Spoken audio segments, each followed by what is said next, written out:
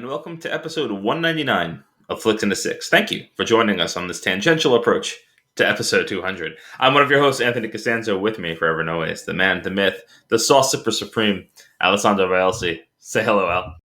I'm back. I've had that one ready to go for a couple of weeks now since you sent me that stupid video. And I was getting ready. I was like putting my notes together while I was eating dinner tonight, and I was like, all right, let me like update everything because I haven't touched it in a couple of weeks because we had a planned week off that followed an unplanned week off, and I was like, oh, I have something good for this, and I clicked on it. And I was like, it just like snapped me back to that moment of when I wrote it down immediately. Which video was it? Oh, you didn't get it from my singing? It wasn't very good. The stupid Spider-Man one. The Spider-Man one. Yeah. No, I knew I sent you a million of them, and I knew it was from something. I couldn't piece it together, but oh my god, that was so good. So weird. Not nearly as good as the Tashi Station one, but that one's pretty good. I didn't watch that one yet. I know you told me to. Well, it's 15 minutes long, so... Oh, that's okay. It's ridiculous. On this week's episode... Well, I was going to say, I had an alternative. The other one I was going to put down was, which we're going to get to much, much later, because this episode probably will rival a extended edition Lord of the Rings movie. But the one I was going to go with was I Love You, but so what? So what, indeed? It's funny, I've watched that episode twice, so it's very fresh, all the lines. Well, I have a story about that, so... I didn't... You cut out for me, the recording picked it up, but I believe you said something about having a story, so... I said I have a story about that as well, but that'll be for later. Excellent. On this week's episode, we've got Comic-Con, MCU phases 4, 5, and 6, Freezer stories, a cruise brawl, Witcher Season 3 casting, Subway sandwich, Museum of Failure. There's so much. All before diving into our flick of the week, Doctor Strange and the Multiverse of Madness. And don't forget to stay tuned after the credits, where we will be checking Saul's voicemails. But first, Al, what's on tap? Sorry, you caught me mid-sip. Yeah, I'm going straight for it. There's no time to run around today. I know. We got to power through it. But I downed my last sip of energy drink, which was coffee flavored, and I was like, I need to purge that from the palate before we get to the beer. So sure. We're drinking Tin Barn Brewing's Alpha Queen Quadruple New England IPA, which is 12% alcohol by volume. This was from the brewery that I went to for my birthday this past year. I believe I gave you 3 or 4 beers from them. I really enjoyed this brewery. I haven't been out back there yet. I haven't seen it anywhere in store, but they sold a lot of their own stuff from there. So we picked up a bunch of them on the way out, and I really enjoyed their stuff. This is definitely one of the beers I had while we were there. I know at least one other one. It was like a cranberry sour that I gave you that time while I was there. That was really good. So looking forward to doing that one eventually as well. There's not much to say about what's on this can. It's just the general advice for how you should handle beer. She's got a hell of a train. Yeah, no, the what's it called? The actual picture is pretty cool. I'm guessing this must be a reference to something specific. You see a queen in a red dress with a train that's about 5 miles long and goes off into the sunrise, out into the mountains. I don't know. Why is there like a carnival happening outside my window? Are you hearing that? I heard something. I couldn't tell what it was. She got some shadowy figures behind her as well. She looks... Yeah, it's kind of creepy. I don't know if she's brooding or melancholy or plotting. There's something going on. Unclear. And then there's this weird plaid at the bottom. Yeah. Or is this tartan? Is that what that is? I don't know. You know what it looks like to me is... You ever glitch in a video game and like fall through the level? Oh, all the time. That's kind of what it seems like happened here. Like it like printed above where it was supposed to be, and like the excess nonsense printed below it. But I like it. I can confirm that is in fact tartan. Tartan versus plaid. Oh, plaid and tartan both contain horizontal and vertical lines that intersect at 90-degree angles. Plaid is used in the U.S. to describe a multicolored cross-line pattern. Americans do use the word tartan, but when they do, it should be to describe the plaid associated with the clan. Oh, I see. Okay. I'm pretty sure tartan has a very specific, like, Scottish connotation. Yeah, that's what they were calling their kilts in like Outlander. Yeah, I'm looking up Alpha Queen, and I'm finding porn. Sorry, the top, I feel like this is you're in Tobias territory right now. Yeah, no. The top search result was for some like Harlequin romance novel. Okay. So more like Joey confronting what's her name vis-a-vis the vicar. What are you doing? The vicar won't be home for hours. How do you know that word? You got porn. the high class version of porn. But yeah, as to what this is referring to on this can, I can possibly tell, and we don't have enough time to figure it out right now. So sure, yeah, cool. Well, I'm not sure that I've had a quadruple Nipa, but I'm happy to give it a taste. All right, cheers. Cheers.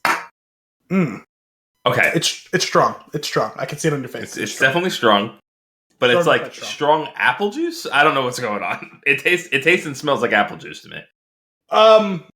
It's not apple juice. I guess I can kind of see where you're coming from with that, but no, there is definitely some residual sweetness, which is not uncommon for whether it be a Belgian quadruple like Three Philosophers or a quadruple any IPA, because it's definitely getting the Three Philosophers vibe. Yeah. So in order to get that high of an alcohol content, you have to boost the sugar in a big way in order to ferment it. But that means you also get...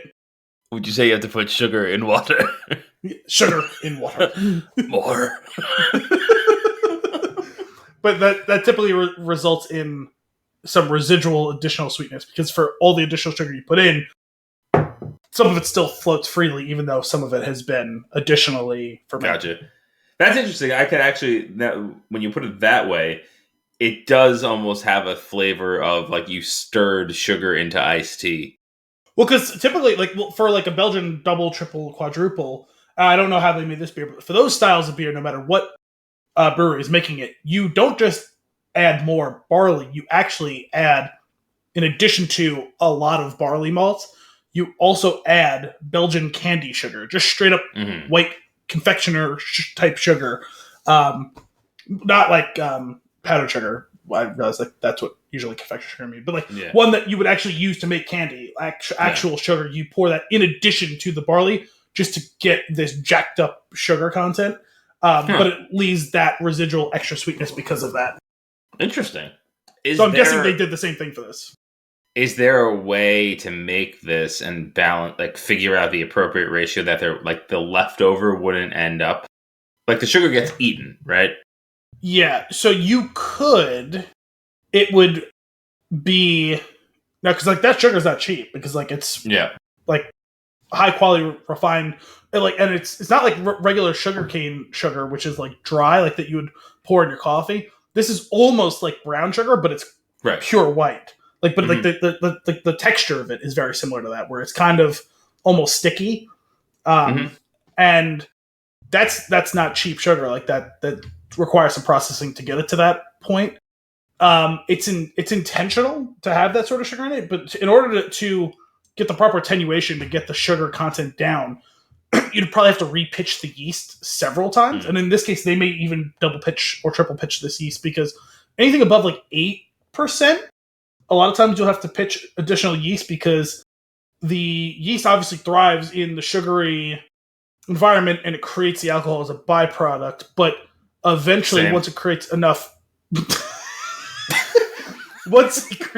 alcohol, that alcohol byproduct actually begins to kill the yeast. Okay, yeah. Once the alcohol content reaches a certain level. So you may have to put additional healthy yeast in 2 or 3 times to get, you may get to 8% of the first fermentation, and then you might get to 10% of the second fermentation, and then 12% of the third fermentation. It's like this ongoing violent war happening when you're making beer. Well, it is. It's kind of the same thing as trapping your own self in a room. You thrive in the oxygen-rich environment, but you keep pushing out CO2, and then eventually the CO2 will kill you because you're not getting it. It's too much. That byproduct is too much. Yeah, that was dark. Where would you go vis-a-vis the Thuckles on this one? I'd probably give this 3 Thuckles. I enjoy 3 this. Thuckles. It's really nice. good. I'll it is strong. It's definitely not let me knock down a bunch of first of all, it'll knock you down. Second of all, it is an intense experience, so it's not for the faint-hearted, and it's probably not for more than one at a time, even if you aren't worried about getting trashed. Yeah, I'm with you. I get that. I also, you hit the nail on the head with the Three Philosophers, because all I could think about was that night that I had 3 of those. 9 philosophers? Yeah, 9. That's 9 philosophers. And that was too much. There was too many philosophers. There was a lot of thinking. not all of it productive either, I'm sure. No, not at all. There were also tacos. Okay. I remember the first time I had 3 philosophers. It was when we watched the Pacquiao Mayweather fight when you were here. You brought some. That was a good time. I brought it? Yeah. Fascinating. Yes, you shot. I'm gonna go 2 thuckles on this, only because like I feel like to eke into the 3 and 4 range, it's got to be something that I want to have more often or semi regularly. And this is I'm good. I'm good with this one. It's very good. My only real criticism is I do wish there was a little bit more hoppiness to balance out the sugar a bit. Yeah. It does feel like the sugar won the war against the bitterness. This is more of a soda. It's a hard soda. Alpha Queen. Nice. Well, one job, Al. I've got one job. You forgot to put that in the beer thing? That's not true. I actually have a lot of jobs with regards to this. I'm going to cut myself a little slack. You did a good job the last few weeks, and you made me feel bad for like, oh, Anthony had a bad run. Let me try and remind him this time. And you're like, I got it already. I was like, okay, I'll get back in my place. I'll get back in my place. Stay in your lane. I will stay in my lane. And now you promptly went back to forgetting. Amazing. Well, I think it's time for some news and nuggets, which will be the remainder of your life. So we've got a lot to cover, and I think we should start off with freezer stories. So you had it was a minor freezer story, nothing too crazy. You were emptying a freezer fridge, checking things out, making sure you got it all taken care of. You're good now, right? Your fridge is good? I mean, it's cooling. There's still nothing in it. I think actually my mom might have just been starting to lightly put some stuff into it because it's been like we left it overnight, turned off to defrost, and she plugged it in sometime this morning. So like the freezer itself probably isn't ready for full action until maybe tomorrow. It's not ready for action yet. The couple of weeks back, we went to you were there. We went to a 95th birthday party. Yes. And it was far away. On the way out the garage door, I heard a weird humming noise coming from the back of the garage. And I have a surge protector plugged in back there that I have a bunch of like electric lawn tools, like battery chargers are plugged into. Mm-hmm. And it was making a weird noise. So I was like, you know what? I don't have time for this. I'm just going to unplug it. Yeah. Unplugged it. There was another surge protector plugged into a different outlet that I was like, let's just cover our bases. Turned it off. Left. Now, people say this when you have a kid, your brain is completely overloaded, right? You're just not thinking about all the things. You're mostly thinking about keeping the kid alive. One of the things that was plugged into the second thing that turned off was our chest freezer. Which I did not realize until like 3 days later. When I went to go get something out of the freezer, and I was like, oh, it's hot. What? That's the opposite. I was like, did it break? No. You're just a moron. I'm sensing a theme vis-a-vis you and keeping things cold, though. Yeah, things that are supposed to... That's how it's manifesting itself for me, is things that are supposed to be cold or just hot. And like, the week after that party... Specifically that weekend. Yeah. No, the week after that party, I was leaving for vacation. I was packing the car, which was ridiculous to pack for a week. The child requires many things, and then that fills the car. So I got everything out, got it all laid out by the car. I was like, okay, thinking about how I'm going to fit everything because I've got a lot of space in my car to fit stuff. So it's like we just got to figure it out the right way. You know what? Things, yeah. Easy option here. The single like the carry-on suitcase fits perfectly in the frunk. Let me start there. Pop up the frunk. Sorry, did you say the frunk? Yeah, that's what it's called. I understand, but I don't approve. I popped it open, and I went, oh, no. And it was all of the beer that you gave me the prior week, and it was pretty hot that week. Yeah. But, it's probably fine. I don't know. I had one of them so far. It seemed like it was fine. Okay. We'll see. 4 of them aren't even for me. They were gifts. It wasn't a bunch of them for Mike? Yeah. Yeah. Anyway, just maybe don't tell him. I already told him. I was like, look, they might be off. If it seems off, it probably is. That's my bad. It's not you, it's the beer. it's yeah. What's the Museum of Failure? Oh, I'm glad you asked. So, no, wrong thread. Quick thread on Twitter. I saw this. This is now, only about a week ago. Okay, that's not too bad. Oh, all right. There is a museum of failure in Sweden, which highlights 150 plus failed products. It's meant to show that innovation requires risk-taking and failure. Here are 10 gems you may not remember. Crystal Pepsi. 2006, the ESPN phone. What? What? It's an ESPN branded flip phone. Do you want me to send you the thread? You can follow along. Does it just go da-da-da-da-da-da? Is that it's like built-in ringtone? Slightly more than that, but not enough to warrant its whole thing. I just sent you the link. Oh no! Upon Google search, the first call out line is the embarrassing failure that made ESPN a mobile juggernaut. Yeah, ESPN phone is a very niche thing that gets made fun of often. It's a Sanyo? Wow. I guess so, yeah. Yeah. Goodness gracious. The ESPN branded flip phone provided grainy video highlights and 24/7 sports news. It cost $400 or, quote, free with a $65 to $225 per month plan. That is a really wide range of things. $200 to $25 a month? Yes. It lasted less than 1 year with Steve Jobs telling ESPN execs, quote, "Your phone is the dumbest fucking idea I've ever heard." It is literally a flip phone. Now, to be fair, they were just clearly ahead of their time because this is basically what the smartphone is now. Like, it's just ESPN the phone, but also Google the phone and Amazon the phone and every single thing you can think of in the palm of your hand. They were innovators, but probably too narrow in scope and about 5 years too early. And Steve Jobs in Thanos' voice went, "I'll do it myself." Yeah, I mean, basically, he's like, this is the dumbest fucking thing in the world. Why would you only have ESPN on your phone? Have everything on your phone. Here we come. Yeah, right. It's basically what they did. Yeah. So the next thing we have is IKEA Air. It's I.R. Sorry. In the 1980s, IKEA took do-it-yourself and transportable to new heights with its line of inflatable furniture. No. Valves constantly leaked and needed repumping. The air sofa. It did last almost a decade, though. It is a... This is ridiculous. It's the most absurd-looking sofa I've ever seen in my life. It's hysterical. Man. It looks like... You know what it looks like? It looks like the bottom jaw of fake vampire teeth. Yes.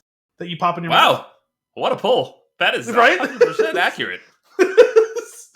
I could feel my gums being in pain. That's bonkers. Not to be outdone by ESPN the phone, we have Twitter Peak, which survived from 2009 to 2010, a $200 handheld device that only ran Twitter. It was a disaster. The Twitter Peak? Yes. You could only see 20 characters at a time. Amazing. Oh, because 140 was just... Yes. Linked websites were inaccessible. And sure. It only refreshed the 10 most recent tweets on your timeline. What did it cost? $200. No, like a month. Oh, that's a good question. That was just the device cost. I don't know what. My gosh, the service cost was. That's amazing. Sorry. Were you? Oh my gosh, because you saw the next thing? Because the next thing is the most special. No, I'm actively not looking at the list because I like it better this way.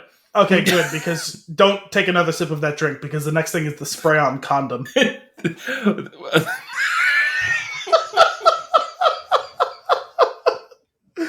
That was like the don't change that dial. Yes. Take another sip of that drink. Well, I saw you taking a sip, and I was like, let me wait 1 second because I appreciate it. That will actually, as much as I appreciate getting you to break and or have a spit take, that would have been explosive. the spray on. I'm not gonna Google this one. Spray on condom. Doesn't feel right. Step 1, insert junk into spray apparatus. Put your junk in the sprayer. Step 2, spray on melted latex. Step 3, wait 3 minutes for it to dry. Step 4, This is the most insane thing I've ever seen in my life. This is how you do it. It's my spray on latex. Wow. The next item, that is. I would like to show the spray on condom to Steve Jobs and see if he retracts his comments on ESPN The Foe. Okay, you know what? Fair enough. This is the stupidest fucking idea I've ever seen. Lifesaver holes in the early 1990s. Honestly, this was a kind of a good idea. Lifesaver launched a product that was supposed to resemble the punched out holes from the OG circular candies. It totally flopped. I remember this. I didn't remember this one. Yeah, I vividly remember this packaging too. I had a bunch of these. I think I ate a lot of candy. I remember a lot of the classic 90s candies, but I don't remember this one. This is like a straight up choking hazard. Oh, definitely. It's like designed to be one. Next item is the Nintendo Power Glove from 1999 to 1990. This was one of Nintendo's first forays into VR tech. It sold 600,000 units in the first 6 weeks. That's okay. VR tech. Relax. But didn't actually do anything of note.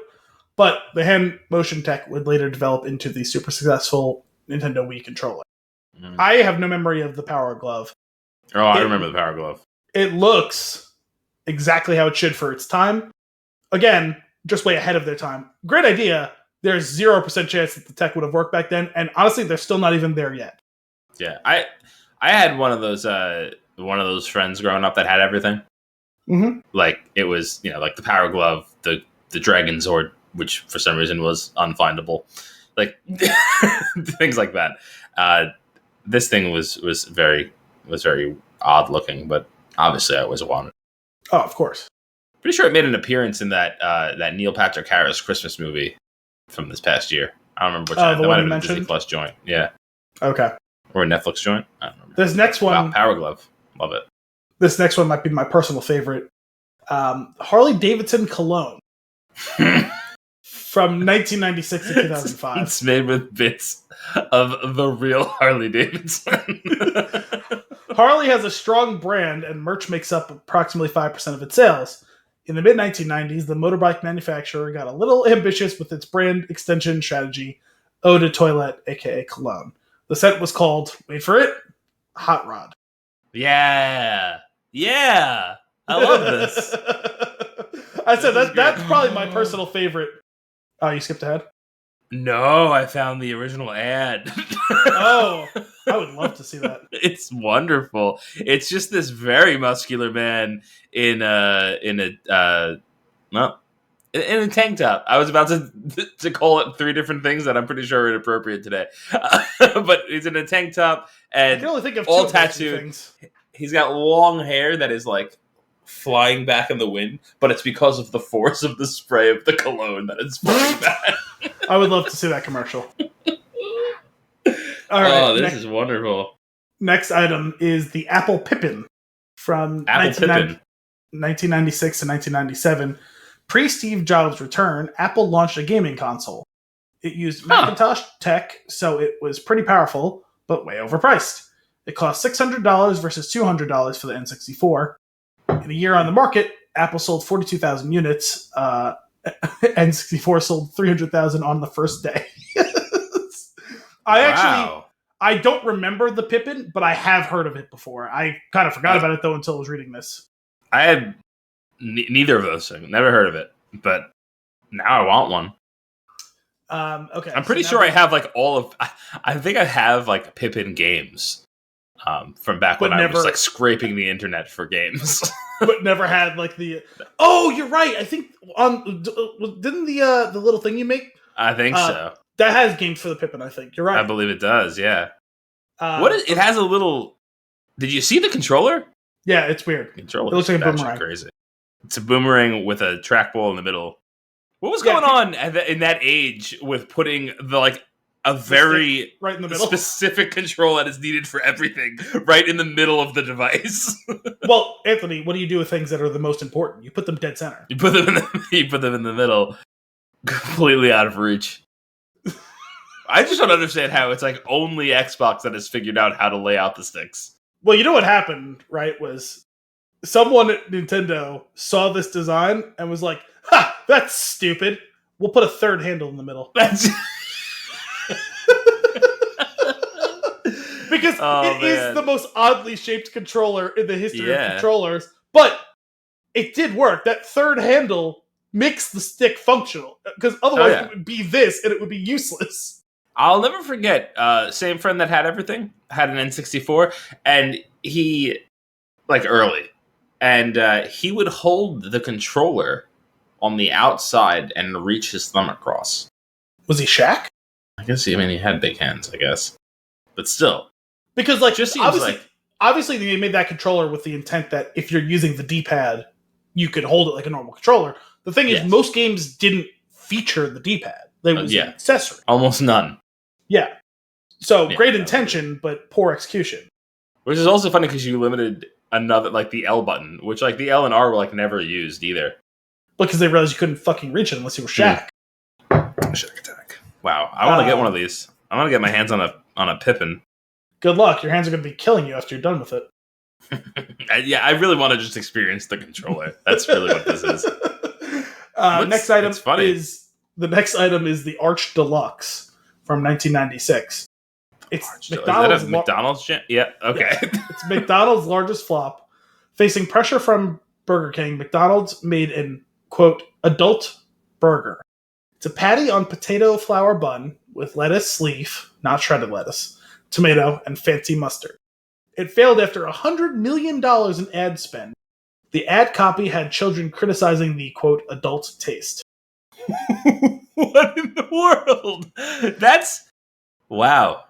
Yeah, and so Wow. underneath there's a little picture of, I guess it must have been part of a commercial, or maybe this was something that was on a billboard or something like that. It looks like a child who looks over it, and next to it, it says spinach, cauliflower, now this. Introducing the Arch Deluxe, Whoa. big, sophisticated adult. It's the burger with the grown-up taste. I don't like that at all. No, it's bad. I think that's in the same category as the spray on condom. But the I'm looking at a screen grab of one of the original ads, and I remember it. I didn't remember this one. Remember this vividly. I remember the McDLT. I don't remember this one. This has become the greatest segment of all time. What else you got? Colgate frozen beef lasagna. Stop. From the early 1980s. So this one, hang on. This one might be apocryphal. The Museum of Failure can't confirm whether or not this actually existed. Colgate's position is no. If true, one of the more ludicrous product crossovers ever. And sure enough, there's a picture of a frozen meal that says beef lasagna, and on top of the heading it says Colgate. Yeah, I see it. I see Yeah, I wasn't describing that. a framed package of it. Yes. Amazing. This can't be real. This next one is It's my gotta second. be right up there with the purple ketchup. Wasn't that another? That one was real. That one was real. I saw it with my real. own eyes. Yeah, I couldn't get over the color of it. Yeah. I did enjoy the spicy ketchup, though, and then I made it myself. I just put Tabasco and ketchup. This next invention was my second favorite on this list. The Nike Magneto.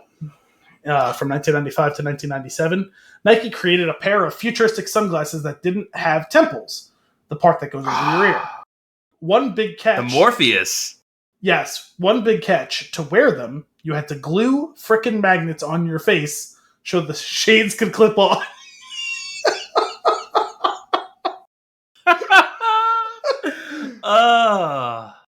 How did Morpheus do it? I'm sure it was glue. Sure. The difference is he was doing it for a movie role, not every day. Yeah. Wow. For his life. Have you the pictures of this thing are amazing. Yeah, it is. It's pretty great. This was from Trung Fan. I don't know who that is, but they are verified on Twitter. Wow. Someone retweeted this onto my timeline. This is fantastic. They are a co-host of a podcast, and they work for Bloomberg, and have a Substack. No, man. I'm starting to close tabs, and I just came across the Lifesaver holes again. It's like one of those things. It's so weird how memory works. Where I don't think this would have ever, like, I would have ever remembered this ever. But upon seeing a picture of it, completely, I remember having it. I remember where I got them. Like, it's just ridiculous. The 90s was definitely a wild time for like chocolate/candy like innovation. So many of those things rose and fall really quickly, but I actually appreciate how adventurous they were. Some of those ideas were horrendous. Mm-hmm. Some of them were fantastic. They just didn't stick around. Yo, do you remember a Nestle's Crunch Bar having like legitimate Rice Krispies in it and being really good chocolate? Do they not still? No, it's complete trash. Have you had one in the last, 20 years? It's horrible.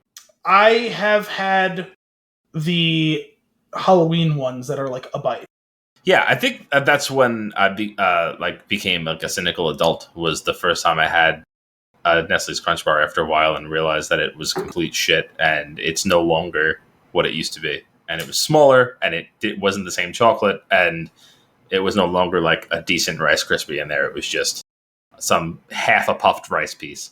So I'm not surprised that they skipped on the Rice Krispie part of it, but I am surprised they would skip on the chocolate because the chocolate got terrible. Like that was part of the whole thing. Like Nestle, like used to be a legitimate. No, yeah. Is the chocolate worse, or is there just other places that have better chocolate now? Because no, it's worse. The chocolate's worse, and I didn't know for sure. I'm glad you asked that question because I was curious. And then, weirdly enough, on my vacation, I went to a chocolatier, and I got some fudge, and I got chocolate malt balls and sour gummy worms for Kim.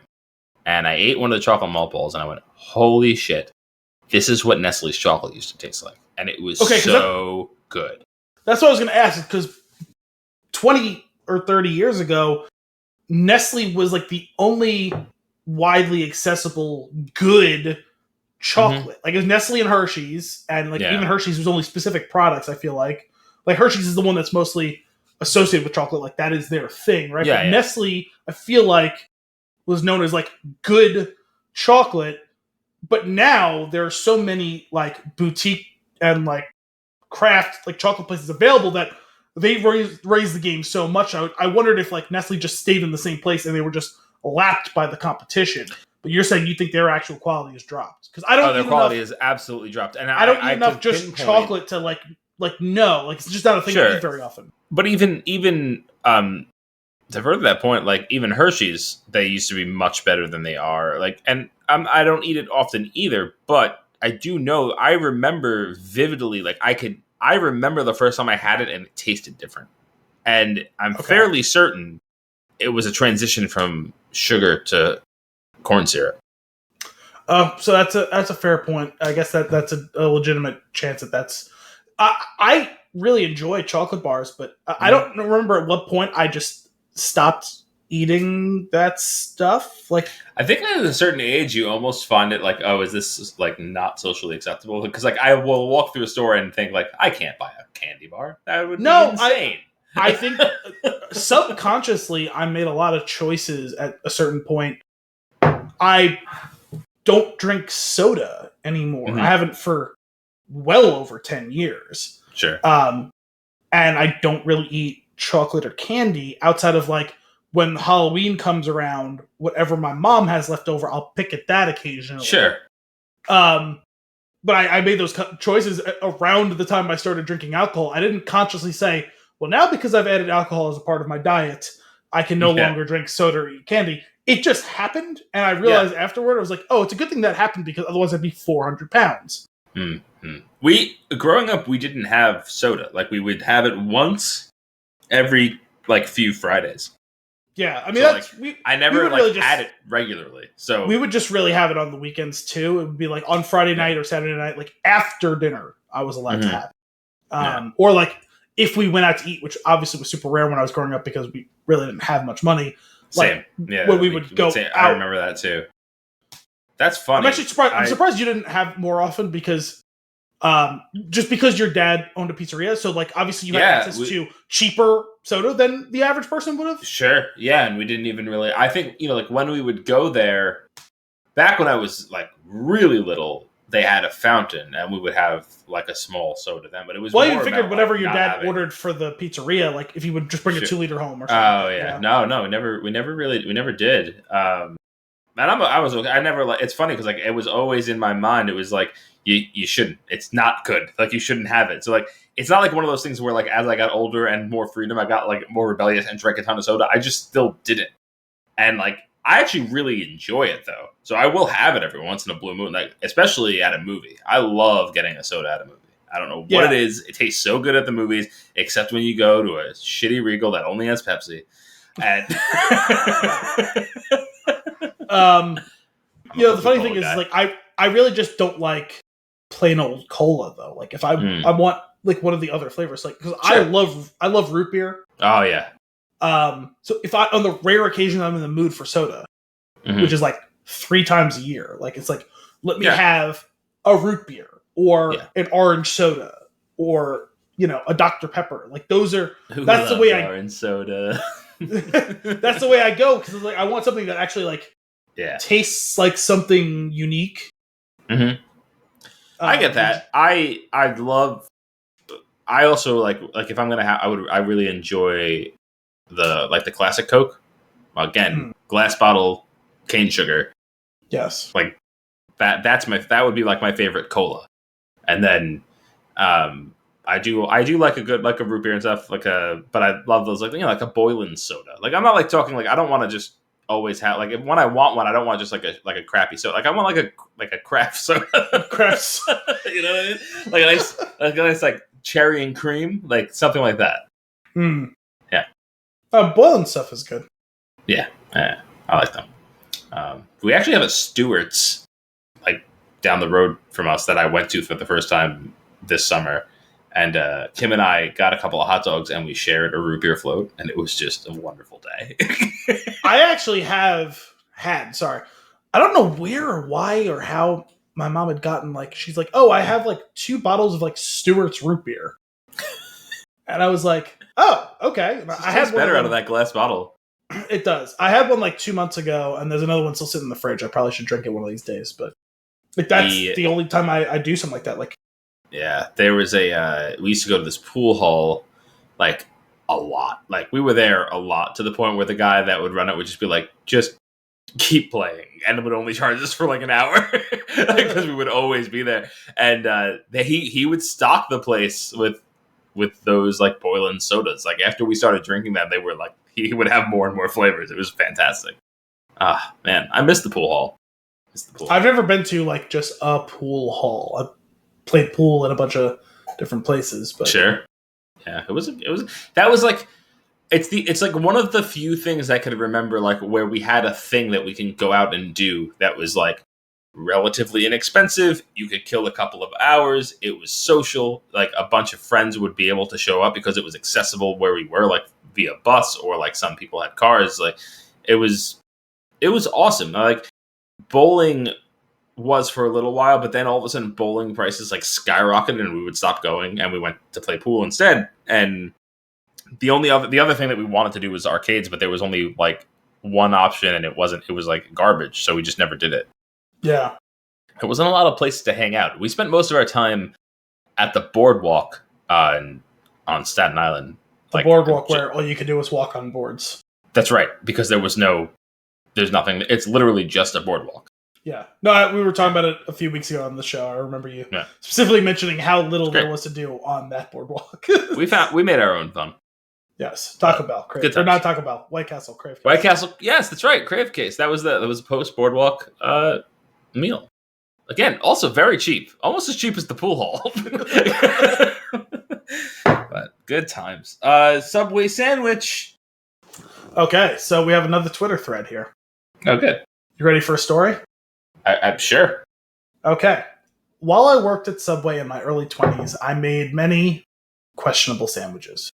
But there's one I will never forget. I think about the sandwich at least once a week. It haunts my nightmares. I sincerely worry about the person who ordered it.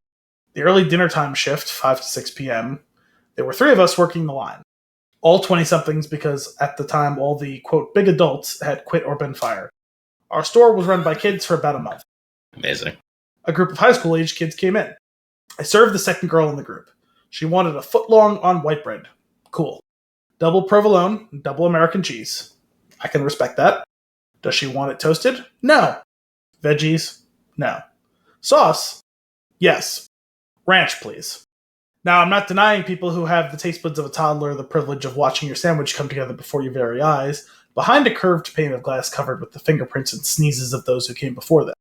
They deserve Subway too. However, the girl wanted ranch dressing, so I put 2 lines of ranch on her sandwich. More, please. More. Put 2 more lines of ranch on her sandwich. Put 2 more lines of ranch on her sandwich. More, please. I put another 2 lines. Her visibly annoyed. More than that. I am beginning to become concerned. Oh my god. I add more. At this point, the cheese, the only other thing on the bread, is nearly obscured. She's irritated now. Just keep going. Oh my god. I stare at her, refillable squeeze bottle in hand. You want more than this? Her. Yes. I'll tell you when to stop. Oh boy. I continue. I am in disbelief. After a few more passes with the bottle, the dressing is beginning to run off the sides of the bread. I look up at her. She does this motion, which was very clearly a go ahead, continue. Yeah. My soul exits my body as I continue to squirt ranch dressing onto her sandwich. It's more of an open-faced soup at this point. No! I look up at her, expecting her to tell me to stop. She doesn't. She wants more. Her friends are looking over like, what are you going to do? I feel like that waiter in the cartoons who is never told when as he grates fresh Parmesan onto someone's pasta. The plate is just a mound of grated cheese. The table is covered in cheese. The room fills with cheese. But instead my room is filled with ranch dressing. Oh my god. That is disgusting. Not done. No. Dear reader, I ran out. And she says, do you have another bottle? Oh. I need to know if she ate it. The story continues. People with normal human-style sandwiches are passing her in the line. Her friends are already paying her sitting down. I don't look at her anymore. I look at my manager standing beside me. He shrugs. We are broken people. I guess use the other bottle. I must have eventually satisfied her demands for ranch dressing. I weakly asked if she would like salt or pepper. She said no. I don't know how I wrapped that thing. I must have blacked out. I just remember how wet it was. Oh.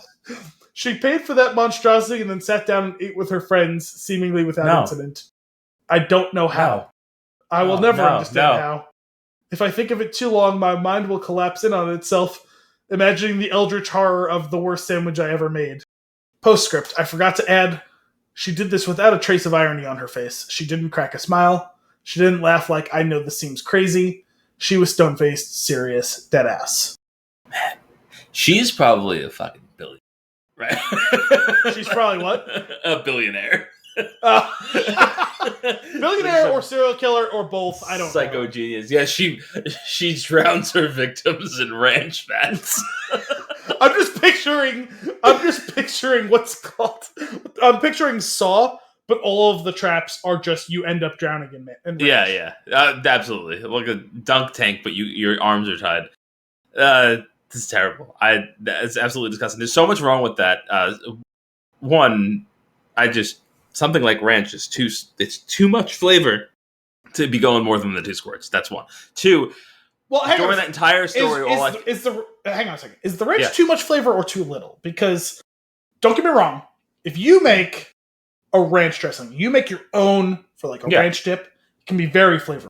Yeah. But ranch dressing, that like wishbone ranch dressing, sure, it's just a half step or 2 above mayo. Which somehow makes it worse. That it's like that, right? My point is, it's, and that's what they're using here. So I'm going to say too little flavor. Too little flavor? Okay. Either way, it's disgusting. But really, it's funny because out of, like, in that horrendous story of disgusting things, the worst part of it is still the Subway bread. It's so like years ago when I would commute to the city from Staten Island for work, or I think it was for work at the time. Yeah, it was years after I had started doing it because it was close to when I moved away and didn't have to do it. And a Subway opened up in the ferry terminal, and I had to smell that horror every day at like 7 a.m.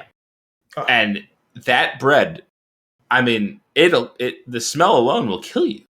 It's horrible. It's disgusting. It smells sugary sweet like this beer tastes.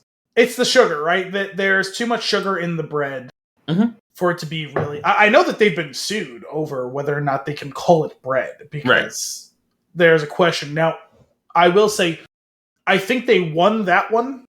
Mm-hmm. I think it is barely bread. It's bread. It's bread in the way that like it's bread adjacent. It's on the line between bread and bread adjacent, right? Sure. As opposed to that lawsuit that they lost about whether their tuna was tuna. Which we talked about on the show like 2 months ago. That's right. That's right. Oh my goodness. It's and I will say, I worked at Quiznos when I was in high school. The food was real. Like with the marmots? Is that what their mascot was? What a random animal to conjure up out of nowhere, marmots. That's what it was, wasn't it? Person knows what a marmot is. We've got the subs. It was rats. We like the moon. No, it wasn't. It was a marmot. Sure. Yeah, because it was from the we like the moon thing from like Newgrounds back or whatever the hell it was. Ebaum's World. Quiznos.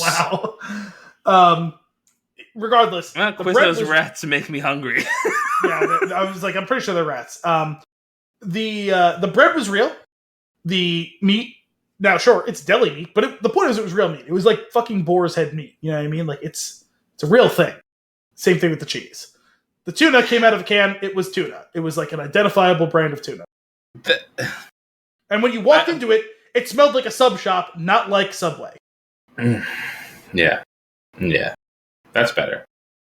Also, I saw someone complaining online a couple of weeks ago about Quiznos, how didn't anyone get salmonella from the chicken because they just threw it in some warm water and then toasted it under the grill for 45 seconds? Sure. Do people not realize that chicken comes pre-cooked? Yeah. It's also not really chicken, right? No, it was. That's my point. All the food was real. Now, was it the highest quality chicken?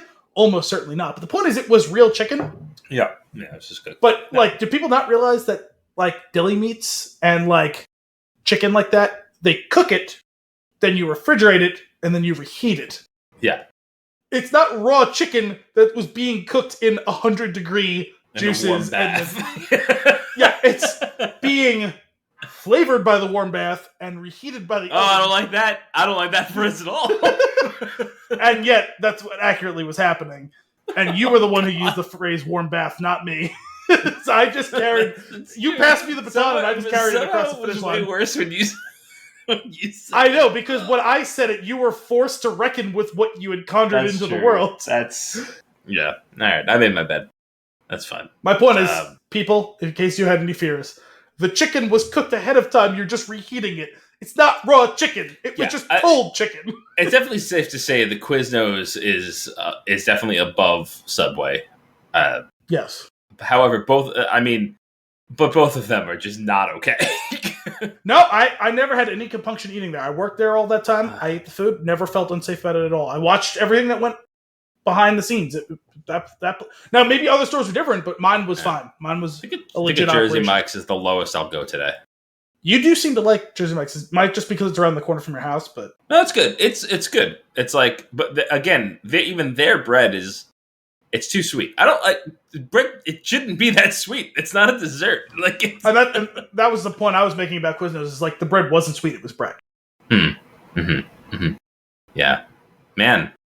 I'm gonna be haunted by that ranch soup nightmare for the rest of my life. What's going on with the casting for The Witcher 3? Okay, so I have a couple of news items from the last couple of weeks. They're a little bit out of date now. Hopefully there was no new news because I didn't bother looking for any new news after I'd saved these things. So The Witcher casts 4 actors in season 3 roles, including Hugh Skinner. This was from April, actually. So they announced that Jesus. The fantasy drama has added Robbie Amell, Menger Zhang. I hope I'm pronouncing that correct. She was the sister in Shang-Chi. Okay. Hugh Skinner from Fleabag, and Christelle Elwyn from Half Bad to the cast. Amell will play Gallatin, a born fighter. He leads an army of guerrilla Squatile fighting on behalf of Nilfgaard. Unafraid to speak his truth, Gallatin's loyalty to his people ultimately leads him to a collision course with Francesca Overpower. Now, being that, and we'll talk about this a little bit more later in consumption, I am very nearly done with the series because I'm listening to the final book in the series. That is not a character who exists in the books. I'm going to guess, though, he's probably drawing on a collection of characters that were in the books. Zhang will play... Sorry, what's that? I said, okay, I'm kind of curious also, maybe, do we know if, like, maybe characters from games overlap with the books entirely? It's possible. I actually have very little insight into what the games are about. I'm pretty sure it's all considered canon, but I think the games take place kind of in the interstitials between some of the books. Considering the first 2 books happen kind of the way the first season of the show did, where it's like points in time in Geralt's story. I'm guessing it's supposed to be in the interstitials between all of that. Because from the 3rd book on, it's all pretty chronological. So there isn't a ton of... Now, in between the 3rd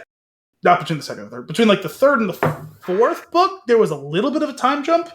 But beyond that, it's all pretty, a month here, a year there. It's not very far as time jumps. You're following along pretty closely to the story with very little gaps at that point. Okay. Zhang will play Milva, a human adopted by the Dryads of Brooklawn Forest. Milva is a fierce and talented huntress. Exact archery skills coupled with a stone-cold aptitude for survival make her a formidable adversary in the unforgiving continent. Those that cross her do so at their peril. Now, that character is pulled directly from the book. She is a very important character. She joins up with Geralt's crew that's been going on and at this point, I don't remember, since I've listened to all the books in close succession, it's all kind of bleeding together, the timeline exactly, but let's call it about book 6, I want to say. She joins up. I had mentioned, I think, the last time we recorded that I've really enjoyed the crew that Geralt's built. Yeah. That's been traveling along, and she's been a mainstay of that crew for quite some time. So nice. Fairly important character. Hugh Skinner is Prince Radovid, a, quote, royal playboy and younger brother to King Vizimir. Radovid finds himself suddenly a man on the inside of the Redanian intelligence. With his good looks and often drunken charm, Radovid surprises with how incisive he can be in matters of politics, but it's all games until someone gets hurt. Now, that's a character I want to say they mention by name once in the books. The kings and queens they all mention here and there. Only some of them have a substantial amount of time on the page. Most of them are talked about rather than talked to. But for all intents and purposes, this is a slight spoiler, but Vizimir gets assassinated. Dijkstra basically runs Redania. They never talk about the prince. So, all right. Elwyn is Missile, a member of the Rats, a gang of misfit teenagers who steal from the rich and give to themselves, and sometimes to the poor. She is sorry, that can't be. This isn't a normal phrase. She is street hard, suspicious of everyone. I like that. Until a chance that will change everything. Yeah, no, street smart, I think, is what they were going for, but they failed. Now, Missile is also a... hard as a rock. Missile and the Rats are also fairly important book characters. Ciri joins up with the Rats, which is like they said, kind of a Robin Hood-esque group of people, except they don't do a ton of redistributing the wealth to the poor. They do it more to buy favors than anything, so... Not quite as noble as Robin Hood, but distant cousins to that sort of idea. Okay.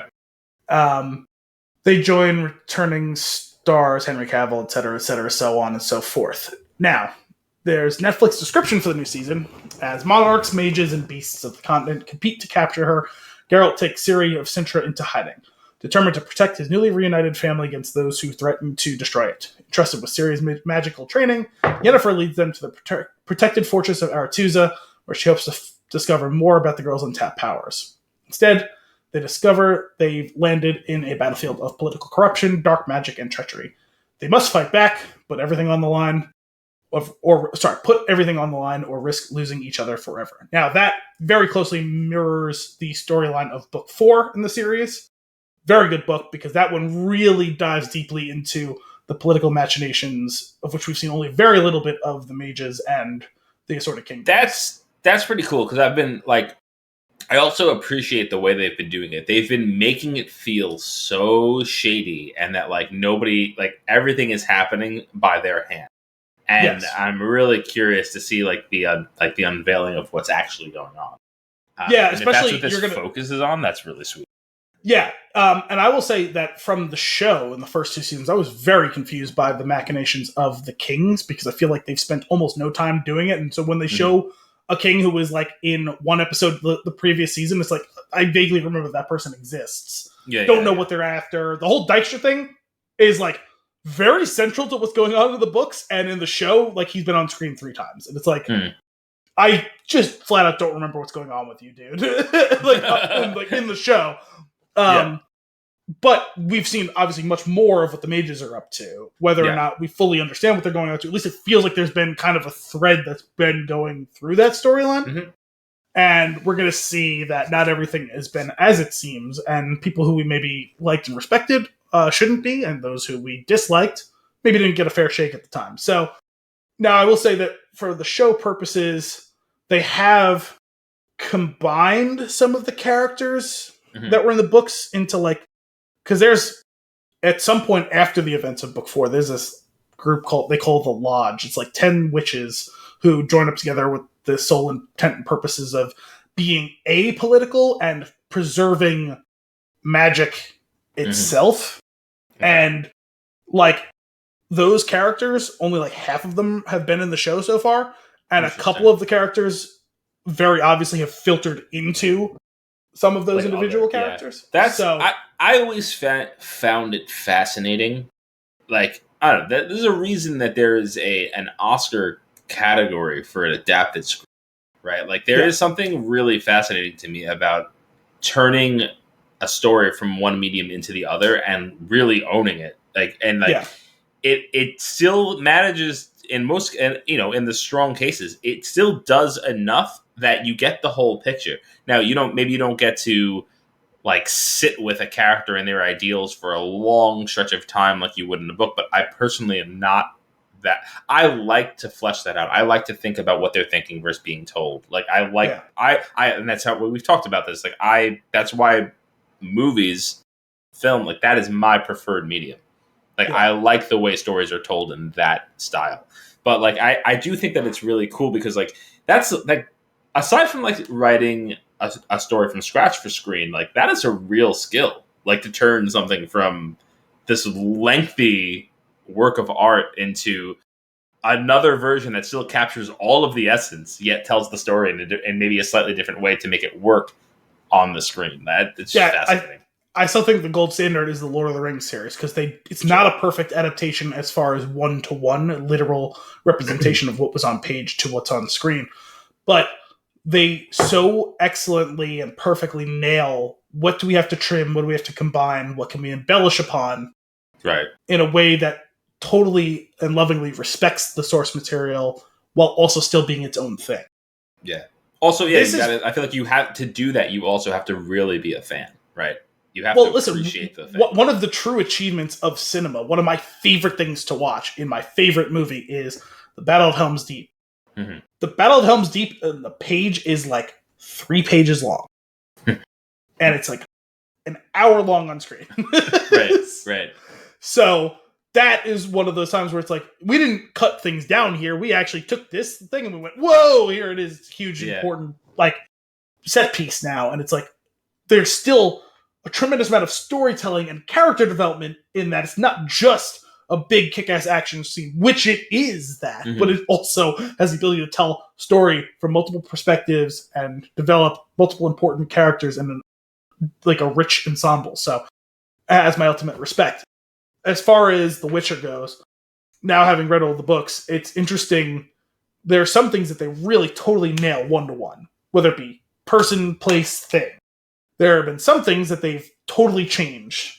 Mhm. And there's been a bunch of other things where they combined a character here, or they said, okay, we have these group of characters, and we have these group of plot points, and we have this group of like personification, like character traits. Let's just throw them into a bag, shake it up, and roll it out on the table and see what happens. For instance, I'll give this one because it's not like a huge spoiler. If you remember, at the end of season 1, Yennefer reaches for fire magic to win at the Battle of Sodden. She loses her power. That doesn't happen to her at all. She is the deciding factor in the winning of the Battle of Sodden. She does go missing, and Geralt thinks she's dead for a while. Ultimately, obviously, they reconnect, and he finds out that she's alive. And he goes, gooseberries. And lilac. Don't forget the lilac. Yes. But Ciri in the Can't books is actually... have one without me. Ciri is actually the one who reaches for the fire magic and loses her ability to do magic in a totally separate situation that has nothing to do with that. So Interesting. That's just the most obvious of the many different iterations of this thing happened in the book to an important character, and we either decided to take that and add it to something else because we don't need to have 2 characters for this, that one can suffice. But there are other things where like, that's not the most interesting way to tell that version of the story. Let's just put it over there instead. Sure. Side note, have you ever had a gooseberry? No, although I did have cranberry elderberry juice the other day. That sounds like a character name. Okay. Well, I'm just saying, everyone knows cran raz and cran palm and cran blue and cran grape, cran apple. I've never seen cran elderberry before, and there it was. Now, smell of elderberries. Exactly. But gooseberry. I ended up with a bunch of them from a CSA that we had like a couple of years ago, and it was a weird ass fruit vegetable. Side note to your side note.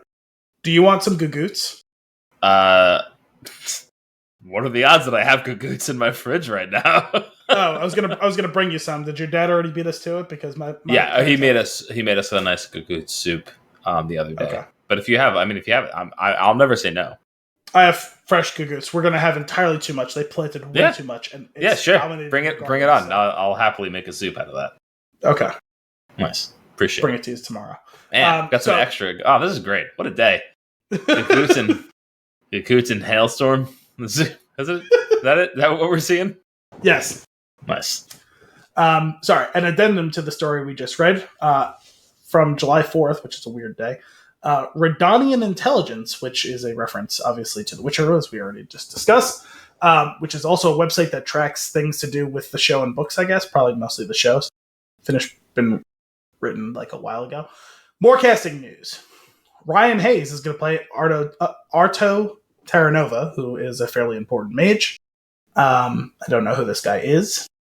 He was in Carnival Row, Emerald City, as well as the upcoming Netflix series Bodies. Mikalina Olzanska as a sorceress. She doesn't have a name so far, as we can tell, but people have been able to pick out that she is going to be a sorceress because of the people she's been shooting alongside of. Cool. Where are the rest of these people? Kate Winter as Putney. I don't know who that is. Martin Ellis as Barker. I don't know who that is. We have Harvey Quinn, not to be confused with Harley, whose role we don't know, but is almost certainly a mage, as he's been involved in scenes with a large group of mages. Same goes for Poppy Almond, and that's what they have for casting news.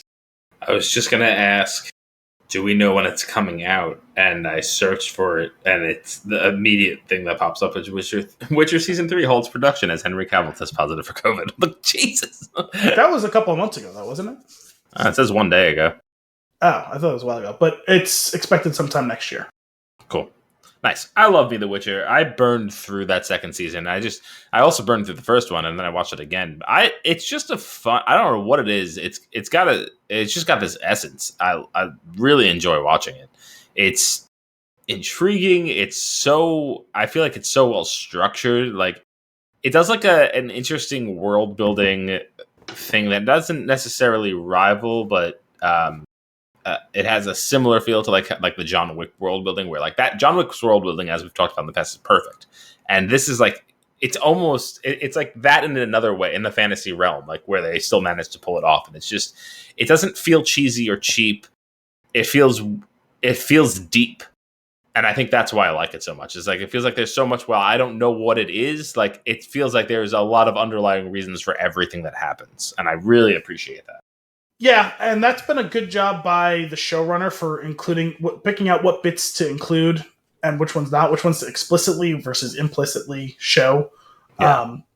And that's been an inspiration I think they took from the books, in which, starting in book 3 or book 4, they end every chapter with 1 or 2 snippets from some lore that exists within the text, within the lore itself, where it'll be like, they'll finish a chapter and it'll be something from like an encyclopedia or a history written by some character that exists within the world. Most of those things, some of those things were ancient, happened before the events. Some of these things, very clearly are written after the events of everything that have gone on. And that's something that I think they took inspiration from with Dune. Frank Herbert did that. He led off his chapters with a snippet from this, that, or the other thing from Dune. It feels like in The Witcher, it feels like a marrying between some of the lore stuff you find and come across in Dragon Age, like married to the Dune stuff, because it's cool. Sometimes it's like got almost nothing to do with what's going on. It's just, here's a lore, and then sometimes it'll kind of wrap up what you just saw in the chapter, and sometimes it's a hint at what's to come in the next chapter afterwards. Yeah. I appreciate that, as it feels like it's a lived-in world with that, and I think they've done a good job of putting that on the screen in the show as well. That's awesome. It's funny. I like have these memories of playing Skyrim back in the day, like when the original, and thinking like, man, like this world is so gigantic and lived in, yet in the RPG element of it, I feel very out of place because I don't know anything about it, and that seems so weird. But like in the video game medium, but like within the movie, when you're telling the story, the character that you're following, who like, you kind of take on that character as your avatar, like as you watch a movie like that, but like they have the context. Whereas like in the game, I don't know, you can decide whether or not your character has the context, and it's like it can feel so like you can feel so lost in it. I remember I picked up a book off a random bookshelf in a random house, and I read like 15 pages of it, and I was like, how much of this shit is in the game? There's too much. It's too much. It's overwhelming. It can be sometimes. It's cool. It's just pretty sweet. We've got a lot to get through with Comic-Con and the MCU and all that, but tell me about the Cruise Brawl, because I pulled up the story, and of which I love how that generic phrase allowed you to find the specific story I'm referencing. Well, if I may, so you told me that you basically, the way the show goes, before we start, Al has been in charge of news and nuggets for the most part, for the last, 11 months or so. And which has been very helpful, and I appreciate it. But he gives me a tagline, and I can then ask about them in whatever order I choose, and he tells me the stories, and it's great. And we talk about it here on the show. This one, I searched the term because I was curious, because in all seriousness, I did not know if you were talking about a cruise or Tom Cruise, which is why I searched for it. So I searched for it, and this headline pops up, and I would like to take this if you don't mind. Okay, the headline says, chaotic 60-person cruise ship brawl breaks out due to jealousy caused by alleged passenger threesome. Not to be outdone, with line further down in the article, it was the last night, so I guess they just wanted to go out with a bang. One passenger tweeted. This is perfect. I don't need any more context. I need nothing else. No, there is one additional bit of context. What do you got? Just to expand on 60-person brawl. Sure. It was a 60-person brawl over a threesome. Right. 3 people. So you have to imagine, like, comedy movie style, somebody got pushed into somebody else, which got pushed into somebody else, which caused some sort of... But they quoted the fight at lasting over an hour. That's... Okay. Okay. Threesome, right? But what if one of them is, like, the wife of somebody that has many wives? Well, so... And then that breaks... Well, shouldn't have many wives, obviously. Not even in Utah. Second of all, that's not where the cruise was. Let's just try the math here, right? Sure. It's a threesome. A threesome initiating a brawl. Yeah, 20 people on each side. Right? That's one way you can look at it, but I want to drill down even a little further on Sure. this. At its most basic, one would think that a threesome initiating a brawl would have to do with a fourth person not having been invited to said threesome.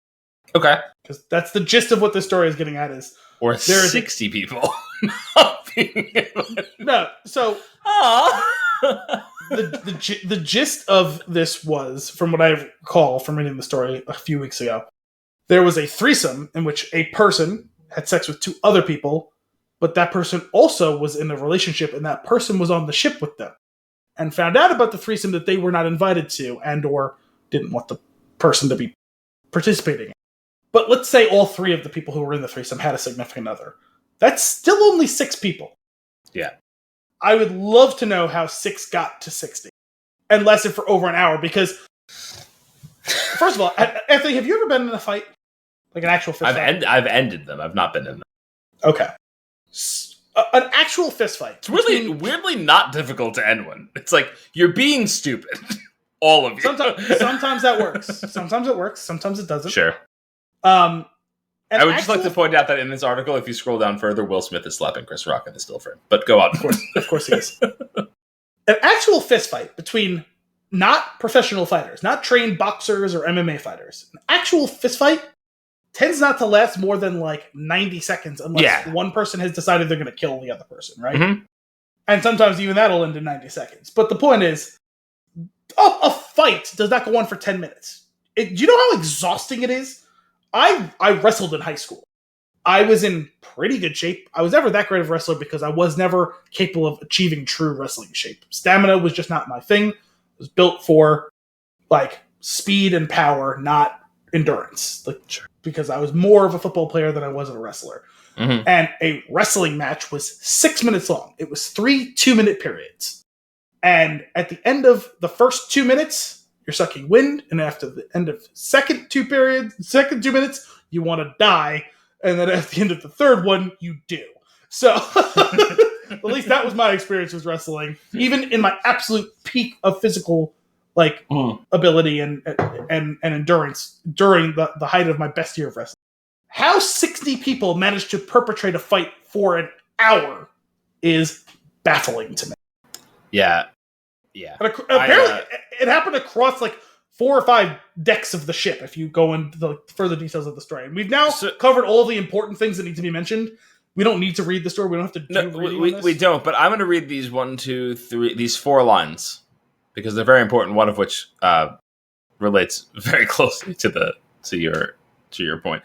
Another Twitter user tried to find the bright side. On the other hand, it seems like it was a good time was had by all, and isn't that what a cruise is all about? The next one, somewhere on that ship lies the most legendary instigator in history. The next one, to your point, a good 56 of those folks were fighting just to fight.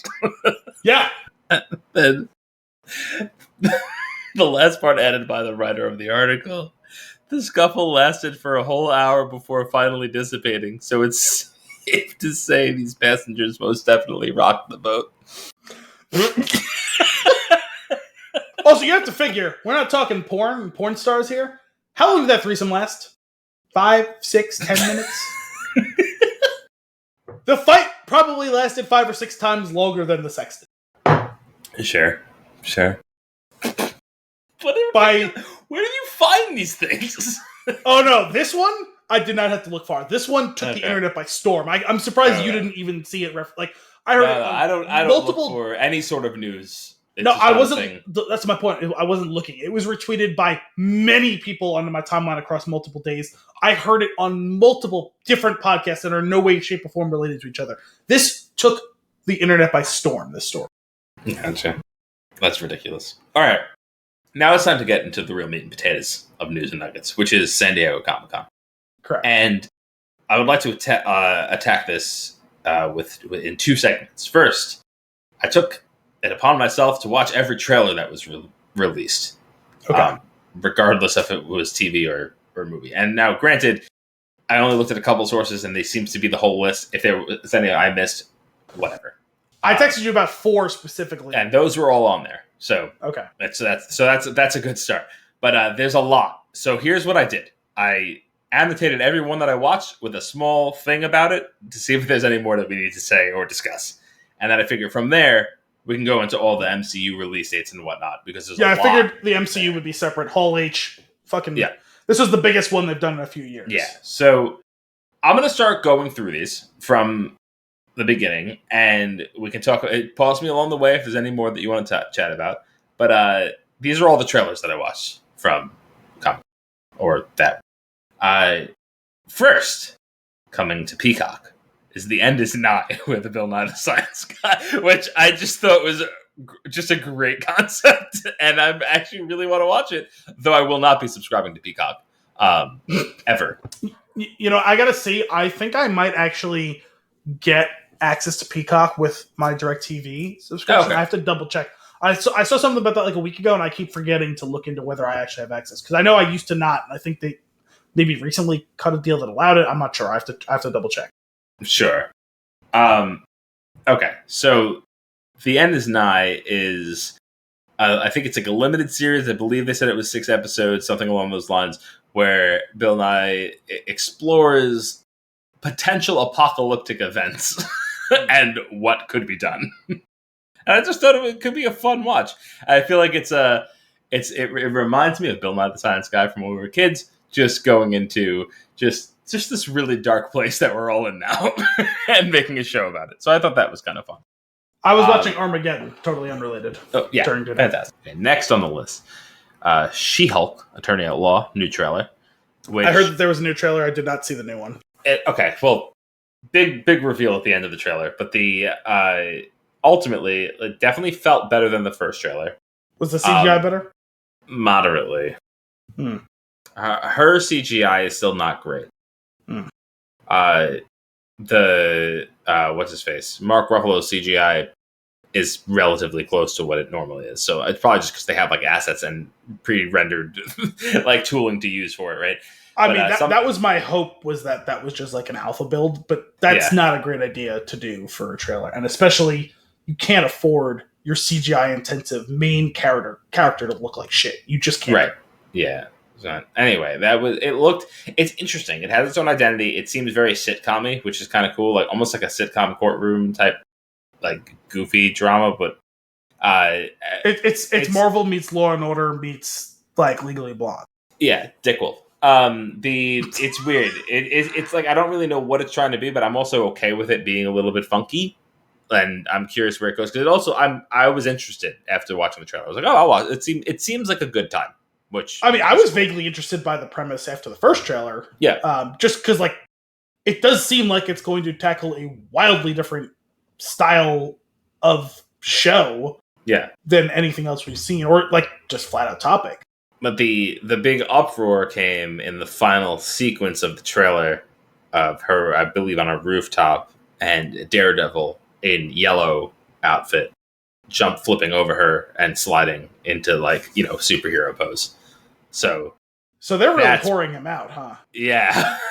But it was really cool to see the Daredevil yellow outfit. I thought that was awesome. And also I'm all for more Daredevil to redeem what they like, the train wreck that became the Netflix series of Well, the Defenders, the Daredevil series itself. Daredevil was fine. Daredevil was great. Is the rest, but the Defenders really tainted it.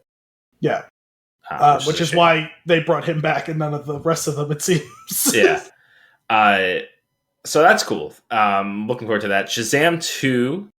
I saw that trailer. Fine. Like, Shazam was fun. I enjoyed Shazam. Shazam 2 seems like it's okay.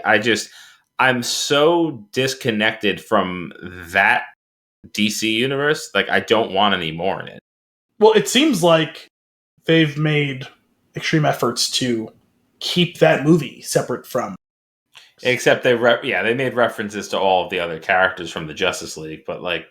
Sure, but the point is, like the gist of everything that the way the first movie was marketed and then was delivered, and this movie is being marketed, feels like it could stand alone.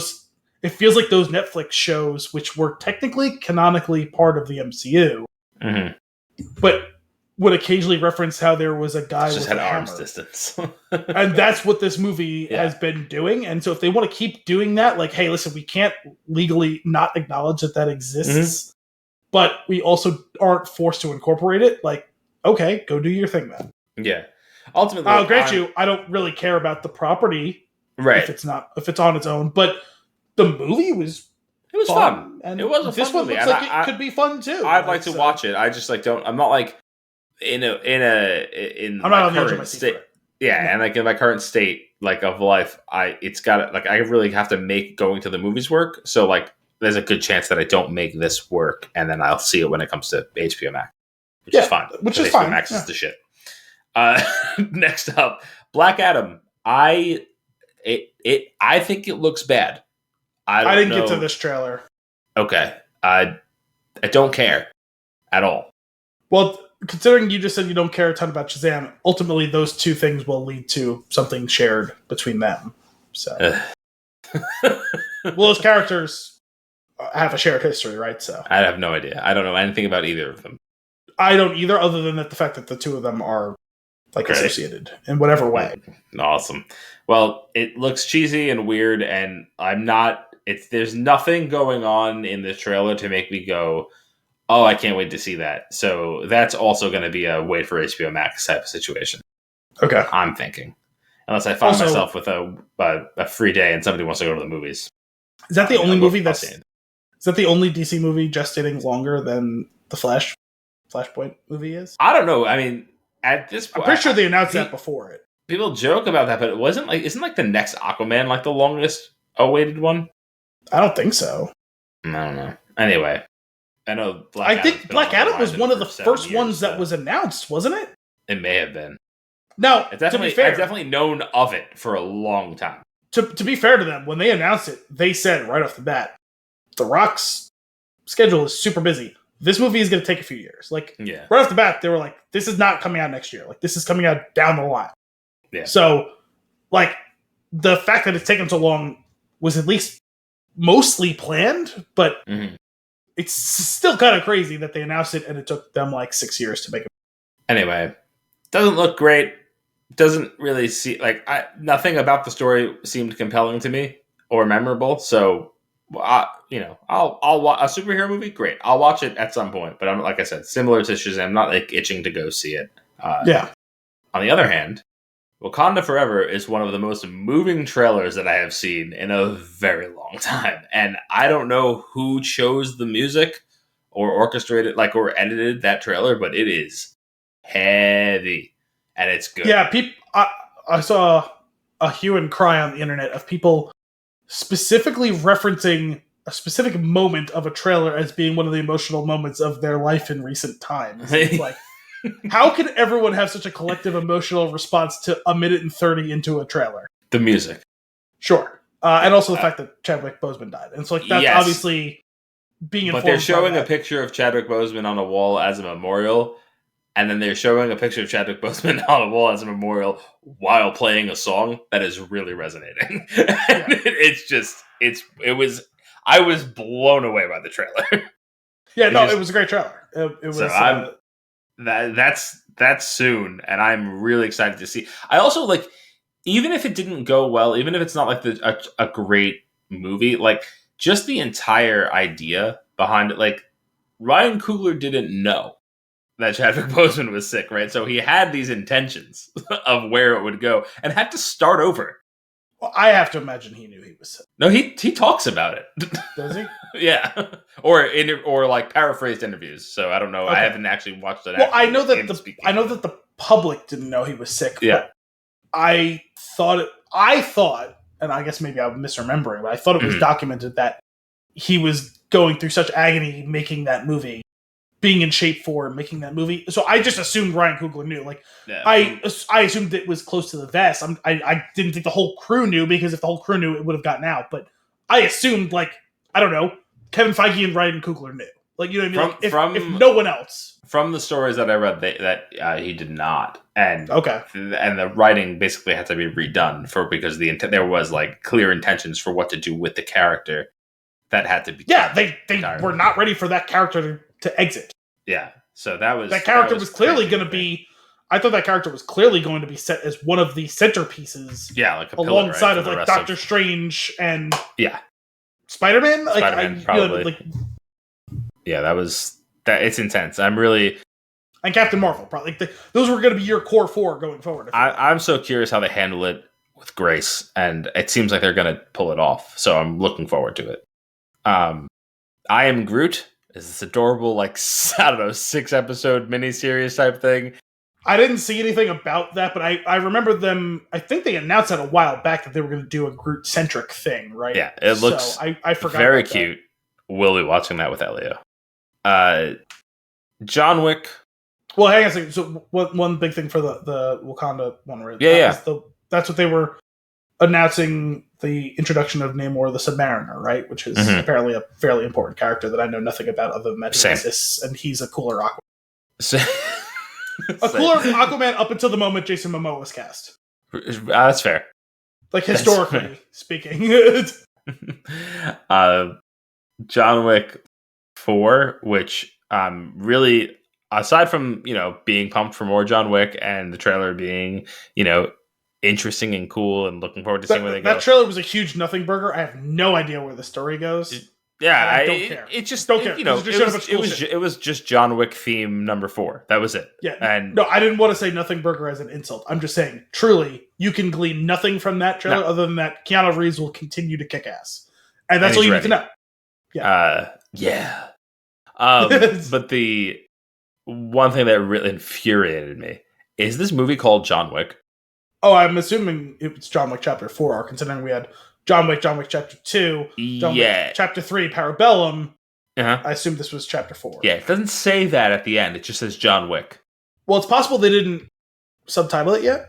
Okay. Maybe they were planning on giving it a Chapter 4 : something in the way that they did Chapter 3 : Parabellum. Let's hope so. Because I'm done with this whole, let's name it the same thing as the other one. Well, it's a very clear, it's not a reboot, it's a very clear continuation of the story. So, unless they were planning on going with the John Wick, which is like a thing that's been done in other movies. I think that maybe that's somehow worse.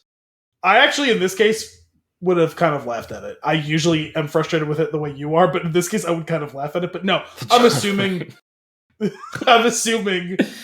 John Wick's. I'm assuming John's Wick. John's Wick. That sounds I'm assuming it's gonna get. It's a 3-way that results in a 2-hour fight. If that was the plot, it would kind of work. I don't. No, wait. Has there ever been a less sexual movie than the John Wick series? Like, there hasn't been even the slightest hint of sensuality surrounding the main character. Yeah, that's fair. Like, there have been other characters who have exuded sex appeal, but not John Wick specifically. Yeah. Which is fair for a man who's grieving his dead wife. And dog. I mean, I'm all for it. I don't even, like you said, I don't even care. Just whenever it's ready, just give it to me. Hey, you exist. You gave us a tease. I'm surprised they gave us this teaser now, considering it's not going to be out for like a full year. Yeah. Whatever. We'll get a full trailer like 8 months from now. Who cares? Dungeons and Dragons: Honor Among Thieves looks silly, and I'm going to watch it. Was that a movie? I saw wasn't there like a lot of Dungeons and Dragons stuff that came out of this weekend? I have no idea. This is just the movie, the trailer that I watched. I think like an expansion for the actual like tabletop game, plus like, I don't know, some sort of video game or animated thing or something. I don't know. Plus an actual movie, and is Hugh Grant in that? I feel like I saw a still shot of Hugh Grant in Dungeons and Dragons. Yeah, I think so. Weird. Yeah, Weird. And so I mean, it looks like it's not going to be anything special, but fun enough for me to watch. Okay, I didn't see the trailer. I have no idea what it's about. So, and then of course the Rings of Power trailer. That was a good trailer. Yeah, I was just like waiting for it. Now I'm excited for it.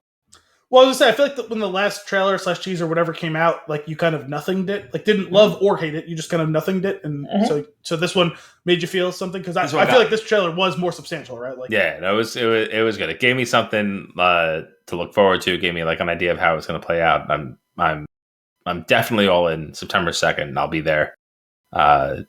Looking forward to it. Looks epic. So, and then we have Prey / Predator 5. Which I put a note next to that just says pass.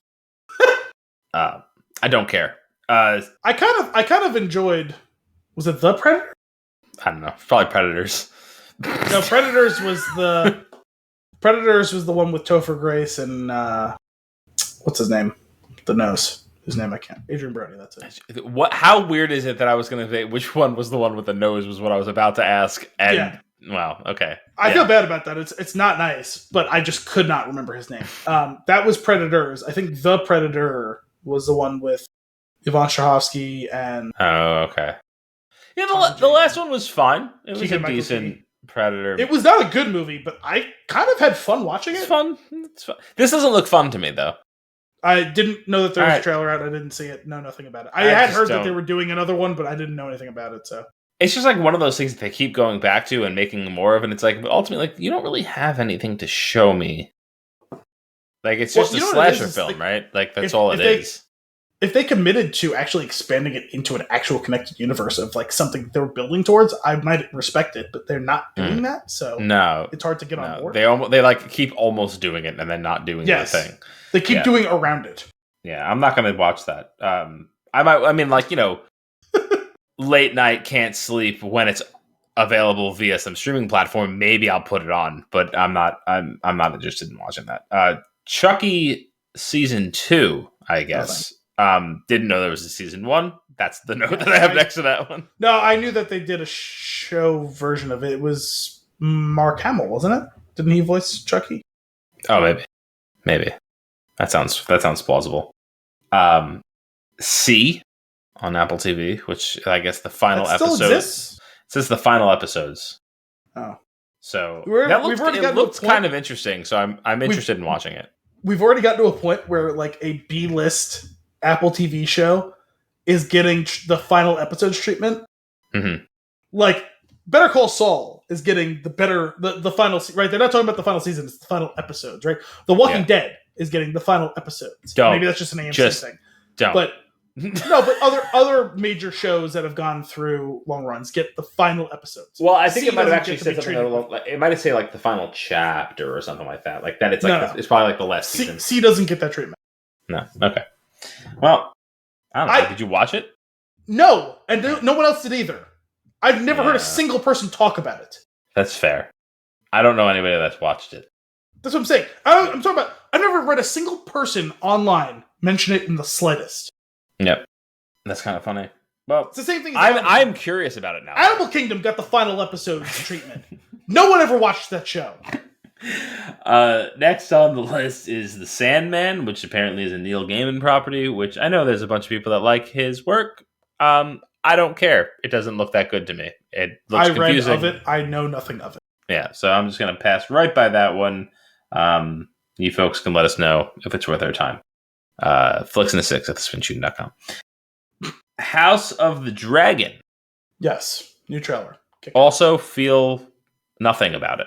No, I'm ready. I'm ready. You ready for it? I don't. I will watch it when it is released.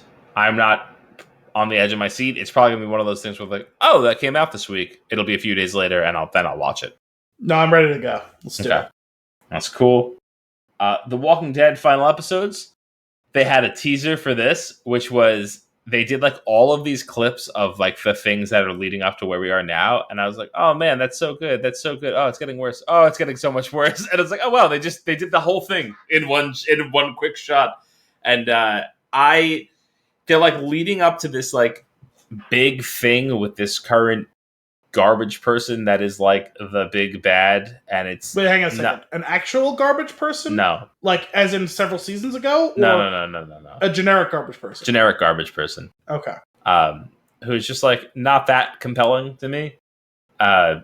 It's kind of like we've done this before, like very governor-esque. Like I don't know. It's just.